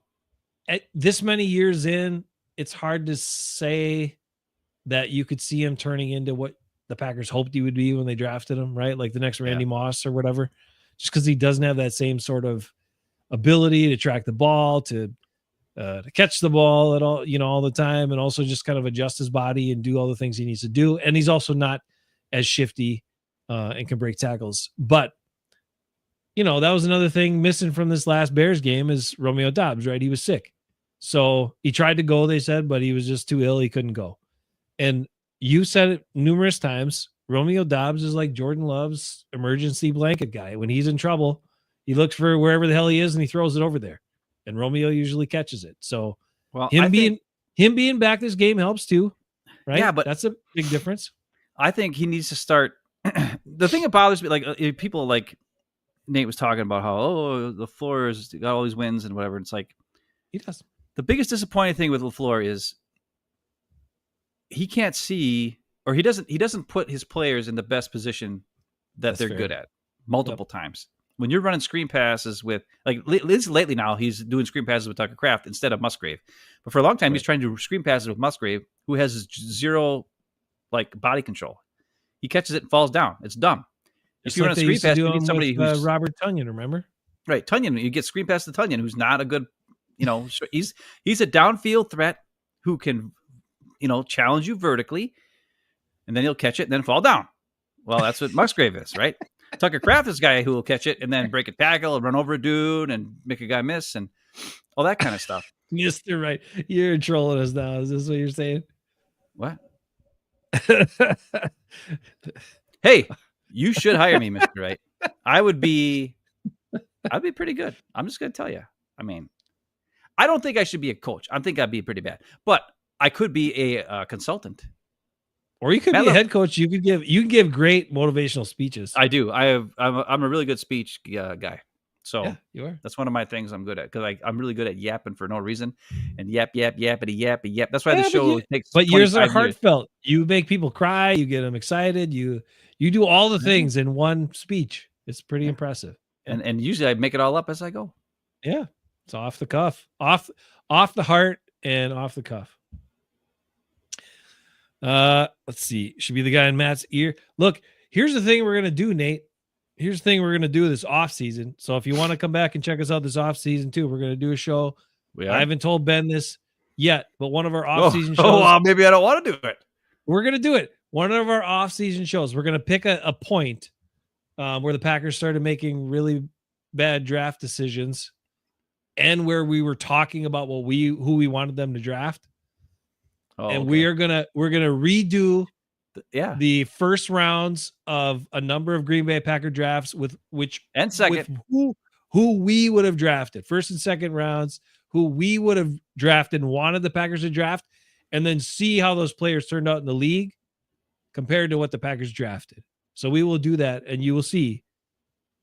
We kind of know what we're talking about most of the time. Well, you can just go back and watch our draft shows, and that's true. Yeah, that's true. Yeah. Some of it. But those draft shows are so long. What do you think? Nate's got all day and all night just to watch our shows? Yeah, he's got all day. He could do it. He don't. Everybody should go back and watch all of our shows because they're great. No, Jonathan brought up the tush push here, or the Philly special, or whatever it is. That's we can't stop that. But he wants Cooper to just fly over the top and hit him where it hurts. Yeah, then he'll hit his head and get a concussion. Then he'll be out. That's bad. That is bad. God damn it, Cooper DeJean. David, stop it, David. Just making us that. mad again. We're trying to be positive. What about Mitchell too? We could have had either one of those two guys, and we took Josh Morgan or Jordan Morgan. I keep calling him Josh Morgan. I apologize. Last week or 2 weeks ago, I called him Josh Morgan like 5 times. Jordan Morgan. Oh, okay. Jordan Morgan with our first round pick when we could have had either one of those two corners the Eagles have who are playing awesome. Yep. And what are our corners? Oh yeah, Jair's injury guy. Stokes injured a lot. Stokes who stinks. Valentine who can't get off blocks, but he gets a lot of picks. He's doing a little better. Hey, he's doing better. I'm not saying he's bad. I'm just saying he's a head case. He's a little wacky. He's wackadoo. And he's watch the mic. He's very light. He's not particularly strong, so he can get pushed around. But he's trying. Like I'm giving him that. He is either way his ass off. Every Packer fan knew that the cornerback room was a weakness in the offseason. And Goody did not do anything there. He was so confident in his picks. And what did he do when we had a starter and left tackle in Rasheed Walker and a starter and right tackle in Zach Tom? He drafted the 8th best tackle instead of the best corner. Lee. And that's why we lose. Also, Quinn Miners is an all-pro? Of course he is. No, it wasn't. We didn't take Montgomery. We took Josh frickin' Myers, Lee. We took Josh Myers instead of Quinn Miners. You know why? Because I was there. We could have had Creed Humphreys. We could have had two of those guys. Landon Dickerson. We could have had Quinn Miners. We could have two of those 3 guys. You know how good the Packers offensive line would be if that draft they'd taken 2 of those 3 guys? Yeah. And we took Josh Myers. Josh Myers is the guy we took instead of those guys. They were all there. So Goody's an idiot. Nate's thinking we can keep Cooper DeJean off the field with all of our 2 tight end sets. We'll see. We'll see. Maybe that'd be smart if we can do it. But then we've got 16 wide receivers that would hurt on the field. Then and Matt LaFluer, he'll only play like 2 guys for one play and another 2 guys because you got to get them all on the field. I don't know. You know, I'm getting crabby. That's all right. We pulled it. Lee wants us to do some predictions. And so Oh, yeah. we'll get to predictions and then get out of here in a That's little bit. right, Lee. You're right, Lee. We traded. And Wait a minute. oh, we got to watch my last video yet. Oh, I'm sorry. I totally forgot about The freaking Clemson wide Rogers, receiver, the receiver. He Clemson traded up to get him. was a nice guy. Amari Rogers? Just not very. Yeah, he's a good guy. Well, I mean, when his whole career was ended because Aaron Rodgers came back and was pissy and had to make him trade for Randall Cobb and then took all of his plays away. Yeah. I mean, and actually, as a receiver, he wasn't bad. He just was so bad as a punt returner that. Yeah. And they were forced, because he was a high pick, third round or second, whatever round he was, they were forced to put him out there and do something. Yeah. But Rodgers didn't want to see him on the offense. So they were forced to make him a punt returner, which he sucked at. Yeah. And then they had to kick him out of town because he was so bad at that. And he never had a chance because Rodgers made him trade for Randall Cobb, the great GM, Aaron Rodgers. Oh, yeah. How good was he as GM for the Jets the last 2 years? Yeah, real great. The Jets were better with freaking, what's his face? Whatever, that guy who dates everybody's mom. What's his name? What? How am I forgetting people's names? The guy who dates everybody's mom. The Cougar Zimmer? man. No, the young Zach, what's his face? Their quarterback, the Jets. Oh, drafted. Zach Wilson? Yeah, Zach Wilson. He always dates Zach people's Wilson? moms.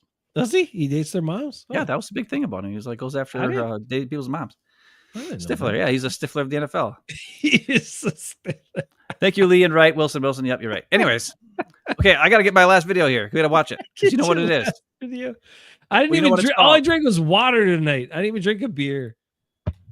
I don't know what this show is doing tonight, but I kind of like it. Well, it's dumb. It's just a dumb show, but that's fine because we don't have any confidence in this team. And I hope I'm dead wrong. I hope they win. I do too.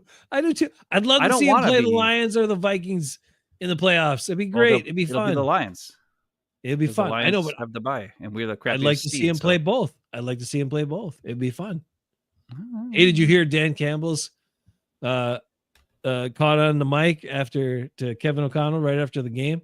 Yeah, that he will see you again. See you in a couple weeks. See you in a couple weeks. He says to him. Yeah. Oh man. Well, that's some confidence right there.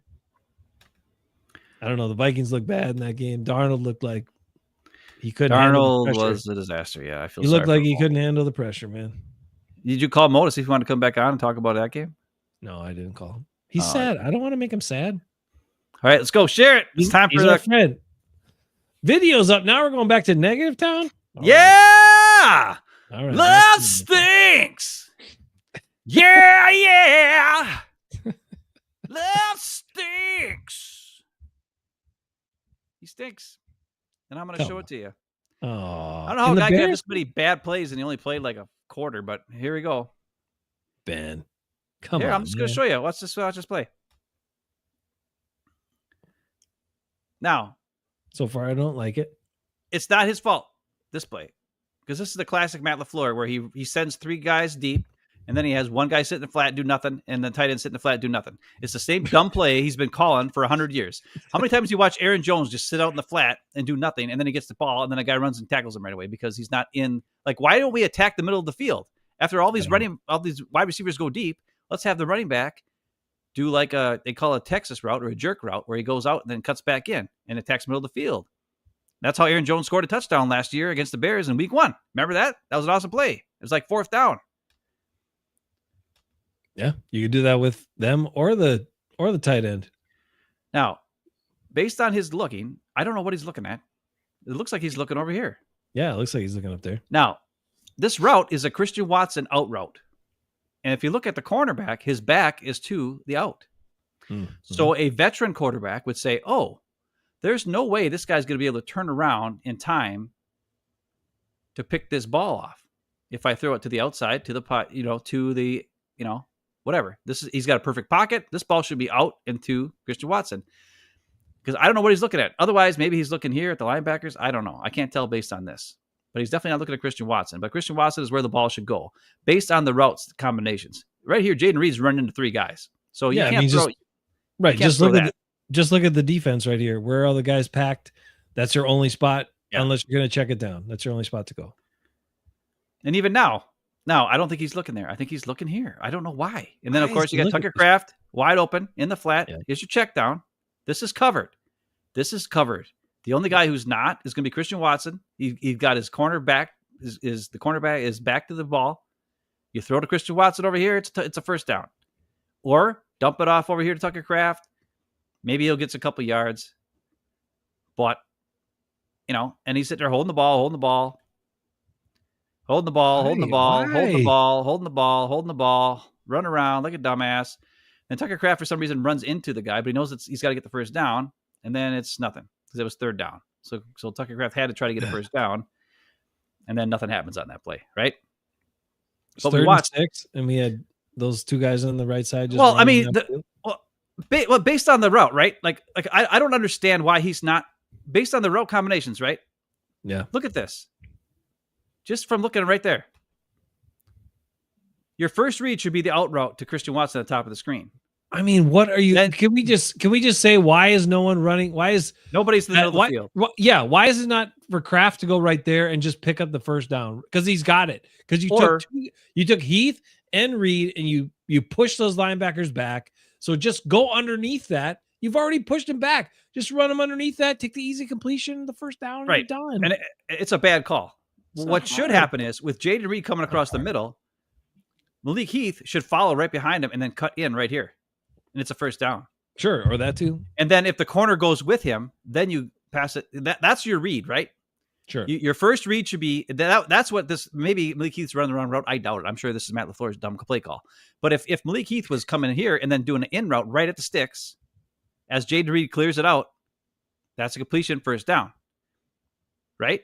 And that one takes a little bit longer to develop. So your first read, you check Christian Watson, he's covered. Then you check here. Yeah, he looks kind of well, he's open now, but I'm just saying, like, if you look there first, yeah, I know he's open, but I don't think Love even looked there. But then, like, if this is just, why are 3 guys all at the same level when the sticks are here? Nobody's at the sticks other than Christian Watson, and he's even 4 yards deep. Like, Malik Heath just ran into 3 guys. That's the play call? He should just follow right on Jaden Reed's ass and then sit here. And then if that brings this corner in, then you go here. If it does bring the corner in, you throw to frickin' Malik Heath. I don't know. It's bad play calls. Look, Malik Heath's just running. Like, that's the play call, I guess. Just run into guys. It's not his fault. He's probably running the route that was called. Right. But it's dumb. Matt LaFleur's dumb. His play calls are dumb. Oh. Everybody's running 15 yards downfield on 3rd and 6. And then you have 2 checkdowns who are 6 yards from the frickin' first down. So let's watch Jordan Love. I don't know where he's even looking. I can't remember. I don't think he even looks. He's looking at the tight end. Or he looks at the linebackers. He's looking at the line. I think his eyes are going there. I don't know what he's looking at. There is nobody in the... He was looking at linebackers, which he should be, I'm sure. Like, you have to look at the safety, find out where the safety's going, decide where the linebacker's going. But he never takes his eyes off anything else. Now, this play I'm showing because I'm going to show you Caleb Williams. Watch this. Caleb Williams goes back, and he hits his back foot. On this play, if you look at the top of the screen at the 40-yard line, Keenan Allen is going to do it out and up, okay? And right here, Edgerrin Cooper is going to turn his back to the quarterback, and as soon as he turns his back, Caleb Williams throws the ball. Like I just showed the play earlier, just now, right? Where the corner had his back to where Christian Watson was going to. And if you're seeing that, you should throw the ball to that out route because there's no way the corner can get there, right?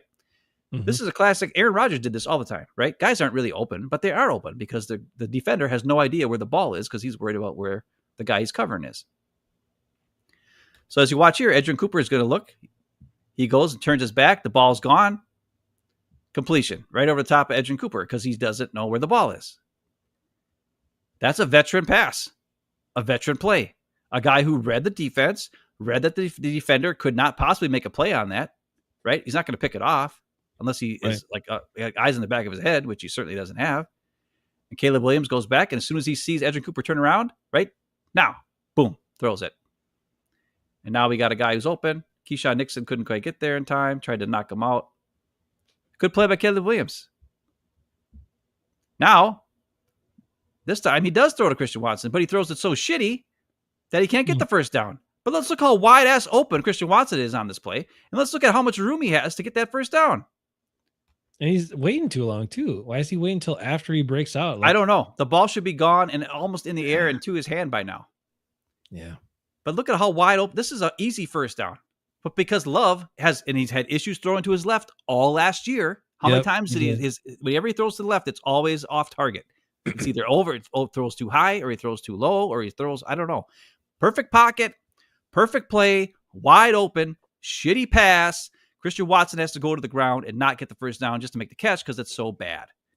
Love stinks.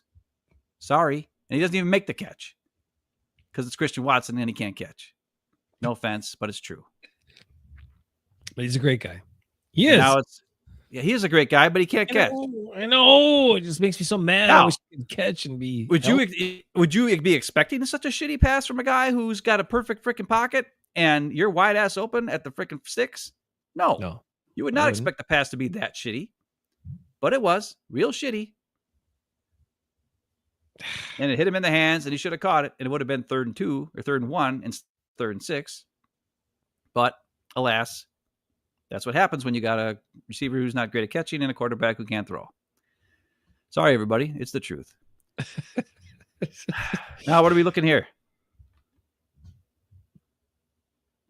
Oh, yeah, this is what I wanted to look at. God, this drives me nuts, too. Okay, here. I'll show you. Look at this defense. God. Yeah. Hold on. Jaden Reed's running around doing crazy stuff, right? They always make him run around. He's got to be so tired. Just hold on. I want you to watch this. Look at this defense. Based on where the center is, right? We got a guy light up here, a guy in the middle, right? On this side, we got 4 guys, and then the deep safety. This side, we got 4 guys. So it's right down the middle, pretty much. Mm-hmm. When the ball snapped, we got his blitzer coming down the middle, which means, based on what's going on here, we got a guy coming in route here, a guy coming in the route over here. We only have a defender on this side and a defender deep here and the safety here. And as you watch this play happen, Josh Jacobs is running in front and Jaden Reed is coming right behind him. Based on what the defense does with this blitz coming up the middle, this ball should be thrown to Jaden Reed over here with a blocker in front of him and Josh Jacobs, who can get a block. He will get the block on this corner. And then Reed just got to beat this safety or number 1, who's a corner as well. I believe this guy's a linebacker. I don't know, whatever. Either way, there's only 2 guys out there. That's where the ball should go. Watch this play develop and watch it happen. Mm-hmm. Even now, look at what's going on here. Dontavian Wicks is taking one out of the play because he's going straight at him. There's one guy that's messed up this play. Jordan Love is looking downfield. As a quarterback, when you're looking at this, the ball should go to Jaden Reed. Jaden Reed knows it. He's looking back for it. Jordan Love throws to Malik Heath on a quick turnaround when there's a corner right here waiting and a linebacker sitting right next to him. Even though this is where the ball should go. An easier pass. And he takes a pass to a guy who's standing still instead of actually in motion, who can do something with it after he catches it. And then, of course, Malik Heath gets hit. It's a bad pass. It's broken up. But this is the kind of stuff I'm talking about. It's not just that he's a bad thrower. This play should go to Jaden Reed based on the defense. Love doesn't see it. I don't know if he's dumb. I don't know if he's an idiot. I don't know if he's just not. It's like defender was there a touch early. He was there early. It should have been freaking pass interference, but they don't call shit in this game. We already proved that earlier where they didn't call holding on a bunch of plays for us either. What happened to Obi-Tom Kenobi? I thought he was whispering this quarterback. I don't know. He should be watching the stuff and coaching that up, shouldn't he? Yes, he should. Maybe he should have retired. Obi-Tom Kenobi. No. Now we got another play here. Watch this. He hits his back foot. He's looking at the deep safety. He's got one deep safety. On this play, you're going to have 2 receivers who challenge this one safety. All you have to do is lead him with your eyes to the other one and then throw to the guy who's open. Because they've only got one deep safety, and we're going to have 2 guys challenging this play. And look at this. Protection's pretty good. Love's got plenty of time. All right. Dontavian Wicks is your guy. Right? Mm-hmm. After looking at this, we want to throw that ball. Let's get ready to see it. What happens? Who does he throw to? Musgrave. Now, I will say this. I don't think he was expecting, number 1, who's a very good corner, I think that's that Jalen Johnson guy, to come off of this and come back and get in the middle of this play. Right? He's thinking, oh, I'm going to throw it over the top of this linebacker to Musgrave, and it's going to be completed. And then the Bears corner comes off it. But based on these routes, like, look at these two receivers are next to each other. I don't know what Bo Melton and Dontavia Wicks are supposed to be doing, but there's a whole lot of field where there's no Packers. So this is a Matt LaFluer genius pass play that I don't know what's going on here. Right? It's kind of dumb. I don't get it. But now he throws it into triple coverage, or at least double coverage, and Musgrave, of course, doesn't catch it. And that's a bad play call. We got two receivers. That's Tucker on that one. Exact spot. Was that Tucker? No, it wasn't. Yeah. It's Musgrave. No, Musgrave came over after. Oh, was it? Oh, okay. Well, whatever. Either way, it doesn't matter who it is. Well, now I understand why he threw it, because it was Tucker over there. You can have five guys on. All right, I'll give him a break on that then. I would, five guys in Tucker, I have to still throw it to him, but. And I think it was a great play by that Bears corner, right? He came off, he saw it, came off of Bo Melton, and saw the ball was in the air, and it was smart enough to come off and make a play. But it's still like, I almost don't even blame Jordan Love on this. I don't think he has anywhere to go with this pass. Yeah, it's really terrible. Like, there's nobody open because there's two guys in the same spot. Now, of course, now Bo Melton's wide open. That's because Jalen Johnson came off because he saw there was a pass or whatever. And then this one. This is where they get this. I think they got him for like 12 men on the field or something. I don't know. And they got it lined up right away and then snapped the ball real quick. And everybody's going deep. And Malik Heath on the top of the screen is doing out route. That's where the ball should go. Love's not even looking over there. I don't know why. So this guy's checking Bo Melton 7 yards downfield. Oh, yeah. So they let him run 7 yards. Then he chucks him, which is illegal contact. Well, there's a guy on Tucker Kraft's back right now. I know, but that's an easy one to call. Like, sometimes if they grab him right at the start and they're kind of with him, they let some stuff go. But that guy sat back 7 yards and then just chucked him and hit him and then got his hands on him. Like, it's a flag right here. Illegal contact. No, you don't do that. Yeah. It's illegal contact, but it's a flag and it's a first down.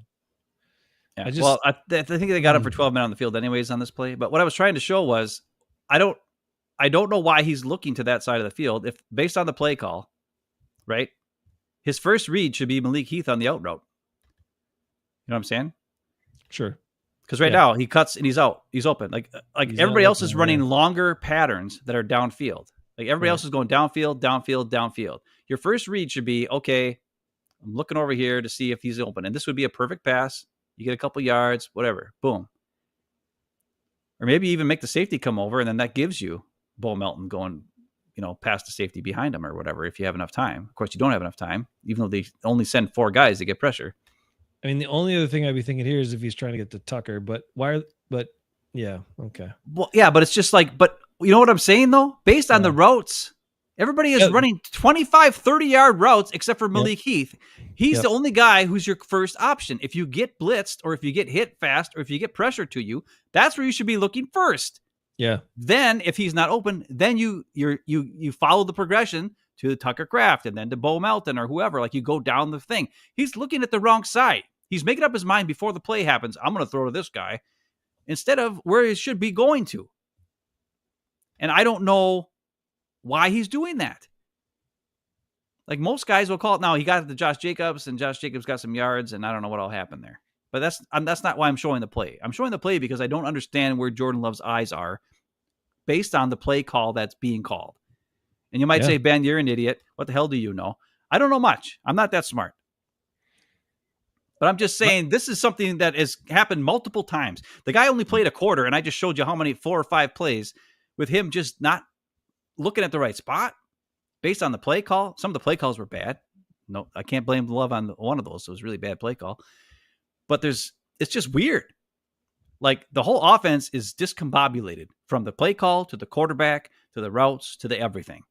And that's why when Malik Heath was in there, and Malik Willis was just chucking up balls to guys and they were just jumping up and making plays.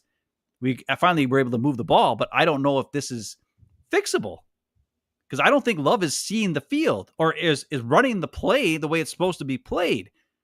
Like, your first install when you were getting the play is, okay, right? You have isn't it? I'm pretty sure it's how it is, right? You have your first read, your second read, your third read. You go back, you hit your back. Every play is designed when you hit your back foot, you should be able to throw to the guy who's open on that first read, right? Yeah. Isn't that how the play is designed? If everything's on time, that's the way it works. Yeah. So I don't know. And Lee is saying maybe they're saving the good plays for the playoffs. Let's hope so. Let's hope so, because there was no good plays in this game. It was all just chucking it up and guys making catches. Or when Jordan Love was in the game, it was just guys just, I don't know what's going on. Like, stuff was just not good. So it's hard for me to have any faith in this team at this point when Love is injured also. Like, he didn't practice Wednesday for a while, right? And all this other stuff. And he's just not seeing the field, or he's not running the play the way it's supposed to be ran. So it's confusing to me why repeatedly Matt LaFluer, whenever somebody asks a question about Jordan Love's play, he constantly is saying, "Oh, well, that's on me. That's on you. Gotta have better pass protection. You gotta have receivers. Receivers gotta run the right routes." Bob, he blames everybody but the quarterback. So why? Love hasn't done anything.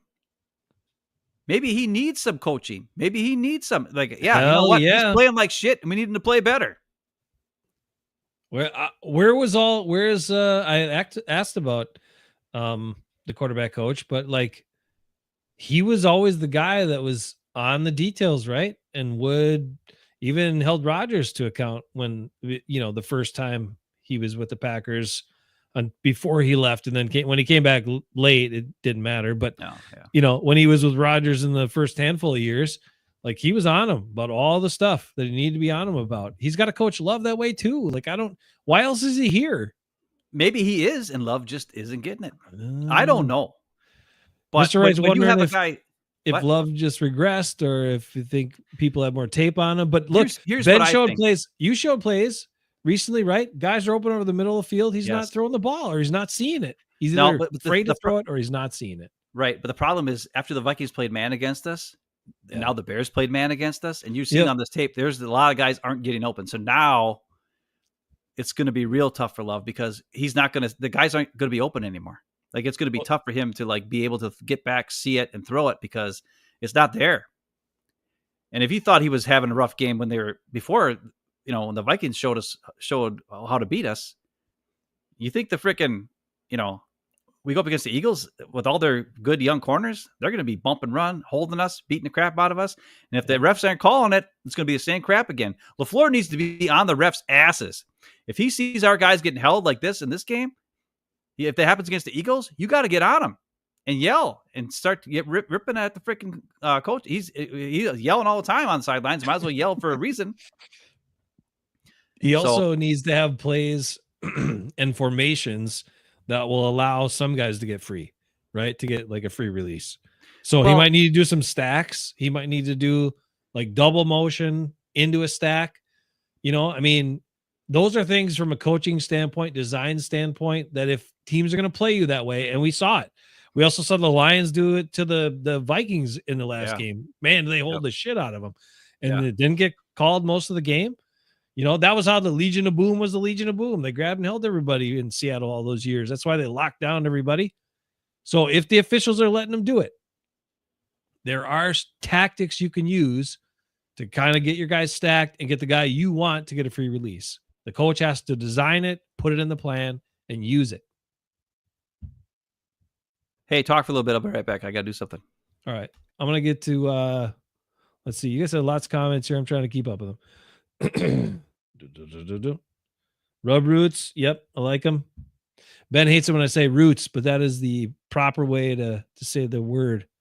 It's not routes, but Ben had a diet. He went off on me. This was probably like 4 years ago during a show when I said roots too many times. So I was trying to, and because my journalism professor back in the day told me the proper way to say it was roots, and that you say the words correctly. And then Ben was like, "Really? What do they call it? What do they say when what do they say when do they deliver mail roots? Is it mail roots? Yeah. Paper roots?" Yeah, I was right. You were wrong. Football roots? You were wrong. I was right. Technically, it is. They're all roots. Yeah, but nobody says like that. So if nobody says it, it's not the way it is. All right. Just like I said, in music, bass is spelled B-A-S-S, which should be pronounced bass, because bass is B-A-S-E. But in music, a bass is B-A-S-S. It's wrong. That's just the way it's done. In football, R-O-U-T-E is pronounced route, not root. Sorry, bro. I hurt my feelings. Well, too bad. Who's hurting your feelings, me or somebody else? You. No worries. All right, well, let's talk about it. David said, "Are plants a thing anymore?" I'm losing my voice for some reason. I don't know what's a plant. What do you mean? Then he corrected. It's slants. Yeah, slants. Not for this team. Apparently, it's just 30-yard route deep, and the guy's sitting in the flat. The other thing that's weird is this year, and I don't know if it's just me or what, but this year seems a lot more like Aaron Rodgers style offense instead of last year where Matt LaFleur was like, because a lot of Jordan Love's touchdowns last year were wide open plays, or where they were like the little flippy dudes to guys that were actually a running play, but he got a touchdown pass out of it because he threw it 1 inch in front of him when Jaden Reed was running across in front of him. And so I don't know. I think his stats were embellished last year because of that, but he still played well. He did have in the playoffs against Dallas, he was able to read the blitz coming, and he checked to having Tucker Kraft stay in and pick up the blitz and hit Dontavian Wicks on that touchdown. It was an awesome pass, and that was something he saw and read and was able to adjust and saw something happening before it happened. So I don't know what's going on, because I think he was better last year. I think he was better with his accuracy. I think he was able to see the field pretty well last year. And maybe it's the injury this year that's messed him up and kind of made him not do as well when it comes to seeing the field. I don't know, but it's a little scary. And I don't like having the Love stink stuff. But my point is this: when you pay a guy $55 million, when he holds in, I know I said he held out last week. Well, he held in. You're right. I forgot about that. He held in for money. He held in for more money. He's not playing like a $55 million a year quarterback. When you pay a guy that much, he's supposed to be the difference maker. And at this point, he's a difference maker for the other team. And that's scary. Like, we're paying a guy $55 million a year, yet we are running the ball more. Like, we're running the offense through Josh Jacobs, even though we're paying a guy like he's a Pro Bowl top-notch quarterback. Any other team would be throwing the ball because they're paying him to throw the ball. Yeah. So that's why I'm harder on him this year. But the bottom line is this: you're paid to be the man. It's time to be the man. I hope he lets it go. Even if he's wrong, even if he throws some picks, even if he's inaccurate, he needs to step back and see the field. He needs to step back. If he sees a guy, the defender's is back to him, try to let it fly and try to throw it in there a couple times here and there. Because we're going to need big plays in this game, because the Eagles aren't stupid.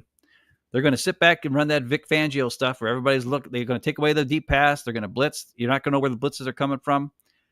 They do a lot of, 4-man pressures, though. They don't, like somebody said, they don't blitz as much as most teams. That's because they don't have to, because they have really good pass rushers on their team. And they also got Zach Bond, who's super smart, because they signed him from the Saints, and he's a freaking former Wisconsin Badger who's not an idiot. Lots of good former Badgers on defense in the NFL. All these linebackers, and why? Because they didn't run a 4.5 40, so everybody thought they sucked. And it turns out, guess what? You don't have to run a 4.5 40. You just have to be smart. And all these guys are smart. And they're all good tacklers too. That's so I don't know. What do you think, Jace? Last thing that I thought was interesting. So okay, this is the other thing. David brought up slants. Lee also brought this up. Remember when guys used to just do this and like sit down in coverage? Rather than keep running, sometimes just sitting still. Like that's what Kelsey does and gets open all the time on it. Yeah. Because he lets the defenders like move around and follow the flow of the quarterback, and he just like stands there. I agree. I think there is these young receivers. They're too impatient. They don't know how to just like sit. Well, it's not that they're impatient. They're running the route that's called instead of adjusting to the defense. And maybe it's because they're told to do that, right? Like if Jordan Love is expected him to be in a place and LaFleur wants him to be in that place, and then they don't go to that place, and then Love throws a pick because they weren't there. guess what? They're going to get their ass reamed out. So that's part of it too. Nate. I mean, Burrow is better than him, but by quite a bit. And actually, Goff is playing better than Nate, him too. why are you such a troll, dude? He's not. I mean, look, Tua. Just because Love does fit in with those guys. He fits in with Tua. Yeah, he fits in with Tua, Dak, and Lawrence. They all stink. Am I saying that they're good? They don't. I'm saying the quarterback money is ridiculous and fucking stupid. It is crazy, yeah. How much they make? Because the Vikings have 14 wins with a $10 million quarterback. Period. Yeah, it's crazy. And you know why? Because they got to sign all these other guys who are awesome.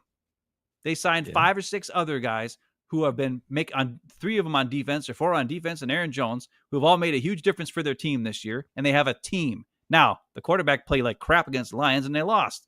And that was a problem because he's only a $10 million quarterback. But he was playing like a much better quarterback before that game. Right? I hope he does better in the upcoming games. We'll really? see.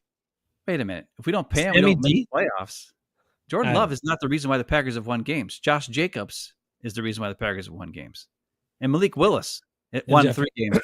And Jeff Hafley, too. And Jeff Hafley, who should be the Packers head coach, in my opinion. But that's besides. Yeah, he's so great. Go watch. If anybody watches or hasn't watched Jeff Hafley press conferences, watch his last press conference. Jeff Hafley's awesome. It's such a refreshing change from Matt LaFleur, who's either kind of a cocky dick or a angry dick. Yep, pretty much dick. The press all the time. He's like one of those all the time. But I'm losing my voice. Nate loves Hafley. Yeah, Hafley's awesome. Hafley's awesome, man. If he was the head coach, it'd be great. Would be great. It'd be great. But all right, let's get the final score predictions because everybody loves score predictions. Then we got to get out because I lost my voice for some reason or something. Lee loves score predictions. Give him your score predictions in this game. The Packers. I'm gonna give my first one. I'm gonna say Eagles. Here, I'm gonna say. Wait, give me over under. Lee, give me over under possessions in this game. Total possessions. 7 over or under. What do you mean? Total possessions? Total possessions for both teams combined. It's going to be more than 7 per. I don't know. Idiot. Remember all the other day we were talking about like plays, and we are also talking about possessions and all that stuff. Well, a big part of that is the 4th down, go for it all the time thing, right? If you think about how often guys would always kick it, always punt it if it was a 4th down in the past, and that's why you would get so many more possessions in a half and in a game. But now, when they're going for it on 4th down all the time and making it, even the bad teams convert the 4th downs like what? The league average is 56% conversion on 4th downs or something. I know they don't. They're not great at it. But either way, that's why you don't get that many possessions. So I'm going to say well, I don't like what you're saying because you're saying the Packers should go for big plays. I think they should just eat the ball, chew up clock, run it down their throats, throw it to Tucker Kraft, Jaden Reed. Don't throw downfield. This is the playoffs, dude. All right. Lee says over 7 easy. All right. Yeah, they'll probably be tight. This is the playoffs. You go at them. All right. You go at them. If you do this, Josh Jacobs, run the ball, and you're not going to get enough first downs. You're going to have drives that are going to stall. You might get a first down or 2, and then your drive's going to stall. We don't hate the truth in this show, Mr. Wright. Lee says 31-22 Eagles. Yikes. Over 7 easy. He's right. Mr. Wright says, don't hate me. 34-3 Eagles. Ouchie. Yikes. Ouch. Nate, I don't know anything about betting lines. I'm not a bettor. I don't trust bets. I don't bet anything. I have no money to bet, and I don't want to lose money, and I don't want to gain money, and I don't understand any of it. I'm going to say the Packers keep it close, but do lose. I think it's 24-16. Eagles win. I'm going to say 34-21 because Matt LaFleur is never going to kick a field goal. He's going to go for on 4th down inside the red zone at least once and freaking turn the ball over because he's an idiot. So Matt McManus will never kick a field goal in this game because LaFleur is an idiot. So it'll be 34-21. Eagles win. Well, I guess the offseason probably going to get started earlier than we like, but we'll see. Well, I'll say Who this. knows? Maybe Listen, they have a chance. there's a lot of teams out there that are not playing. There's a lot of fans that don't have a team playing right now. So at least we have one, right? So that's something. Oh, Nate thinks it's a low score, huh? Packers win 19-17. Whoa. All right, Nate. I hope you're right. It could happen if the defenses step up or offenses are a little tight. We'll see. I don't know. The Packers got to stop the run, though, man. They got to stop the run, or it's going to get ugly fast. Whereas if the Eagles don't stop the run, it would get ugly slow. Right. That's the thing. Ugly slow is still, you might not win. So like I don't really see a path for victory here unless Jordan Love breaks the whatever curse that's been going on with him, right? And that's gotta unleash it, man. We gotta unleash Tucker Kraft. Yep. We gotta unleash Tucker Kraft in this game. We gotta unleash Edrin Cooper. Just say go and tackle Saquon Barkley all the time. Wherever he is, just go to Saquon Barkley. That's your job. Run at Saquon Barkley every play. That's it. That's his job. I like it. Quay Walker, your job. Where is Dallas Goedert? You find him on every play. That's your job. That's it. That's how you win. Give those guys easy man assignments. And then you can blitz your safeties and your corners every now and again. Let your linebackers cover the tight end and the running back. Your corners cover the wide receivers. Keep one safety deep. And then you blitz Xavier McKinney or your slot corner every now and again to help get pass rush. That's it. That's the whole play. All right. You got to play man, which sounds crazy against a running quarterback. Right. But if you don't do that, they'll kill us. And we might get killed anyways. Go but for it. You have to dictate to the offense to win the game. If Hafley can do that, we might get a turnover or two, steal a possession. If Matt LaFleur kicks field goals when drives stall in the red zone, instead of going for it on fourth down and turning the ball over like an idiot, take the points, be smart. These are all things that they can win. But I don't believe Matt LaFleur can do that. I don't believe Jeff Hafley is going to call man defense. He's going to call zone because Xavier McKinney said, they asked him, what do you do about all these great guys? And Xavier McKinney in his press conference this week said, well, we got to do our assignments. We do what we do.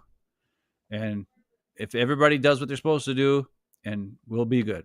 And I'm like, no, you have to dictate to the Eagles. You can't just sit back and do what you do because they're going to just take everything that you give them and you'll never stop them. Yeah. I hate that. Yeah. Gotta be aggressive. When they face the Lions, if somebody's asking. Gotta play defense aggressively. You gotta attack. Packers win, they face the Lions. You're not beating the Lions. Come on. Have a little faith, Mr. Wright. Of course, the Lions did look a lot better once Anzalone came back. That seemed to make a big difference for their defense last week. Oh, you know what we need to do? We need to do the classic Hafen Bros challenge. What? For what? Matt LaFleur, Jordan Love, I challenge you to make me an idiot. Yeah. I challenge you to make me sound like a moron. Right. Go out there and prove that I am a ding-dong who knows nothing. Come on. I've been talking shit about you guys for the last 3 weeks. Come on. It's your chance to play off. Go out there. I'm just some idiot. Don't make me right.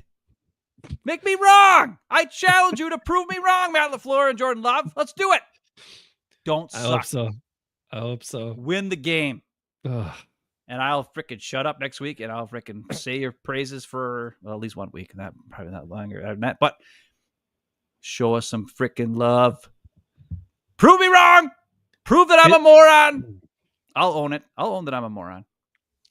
Philly is the last team I want to see in the Super Bowl from the NFC. So if the Packers can do that in back-to-back years, take the last team I want to see from the NFC make the Super Bowl out right away, I'd be happy. Then whatever happens after that is just gravy. If they lose the next round of the Lions, whatever. But if they can take out the Eagles, get rid of those chumps, I don't want to see those guys back in the Super Bowl. Get them the hell out of here. I don't want to see the Eagles in the Super Bowl. Their coach is a dick. He's an Quarterback's idiot. kind of a punk, and he's an idiot. I don't like him. I like Saquon Barkley. He's I like awesome, Saquon but- Barkley. Yeah, he's good. but he should be on our team anyway. What the hell? He should be. Yeah. So should one of those two corners or both. Son of a. Well, we'll get to that. We'll get to that. All right. All right, guys. Have a good one. Enjoy the weekend of playoffs. Hopefully the Packers have a good one on Sunday afternoon. And then what happened with the Rams in the LA? They relocated or something. with Yeah, all the it's crazy moving to wildfires? Arizona. Jesus, man, that's And it's a crazy Monday stuff. night game too, which is really dumb. I don't know why they're doing that. That's crazy stuff, though. That sucks. Anyway, they still play football, and they'll do it. And we'll be here. Watch our Packers. Cheer them on, win or lose. You guys be good. Stay good. All right. We'll catch you next time.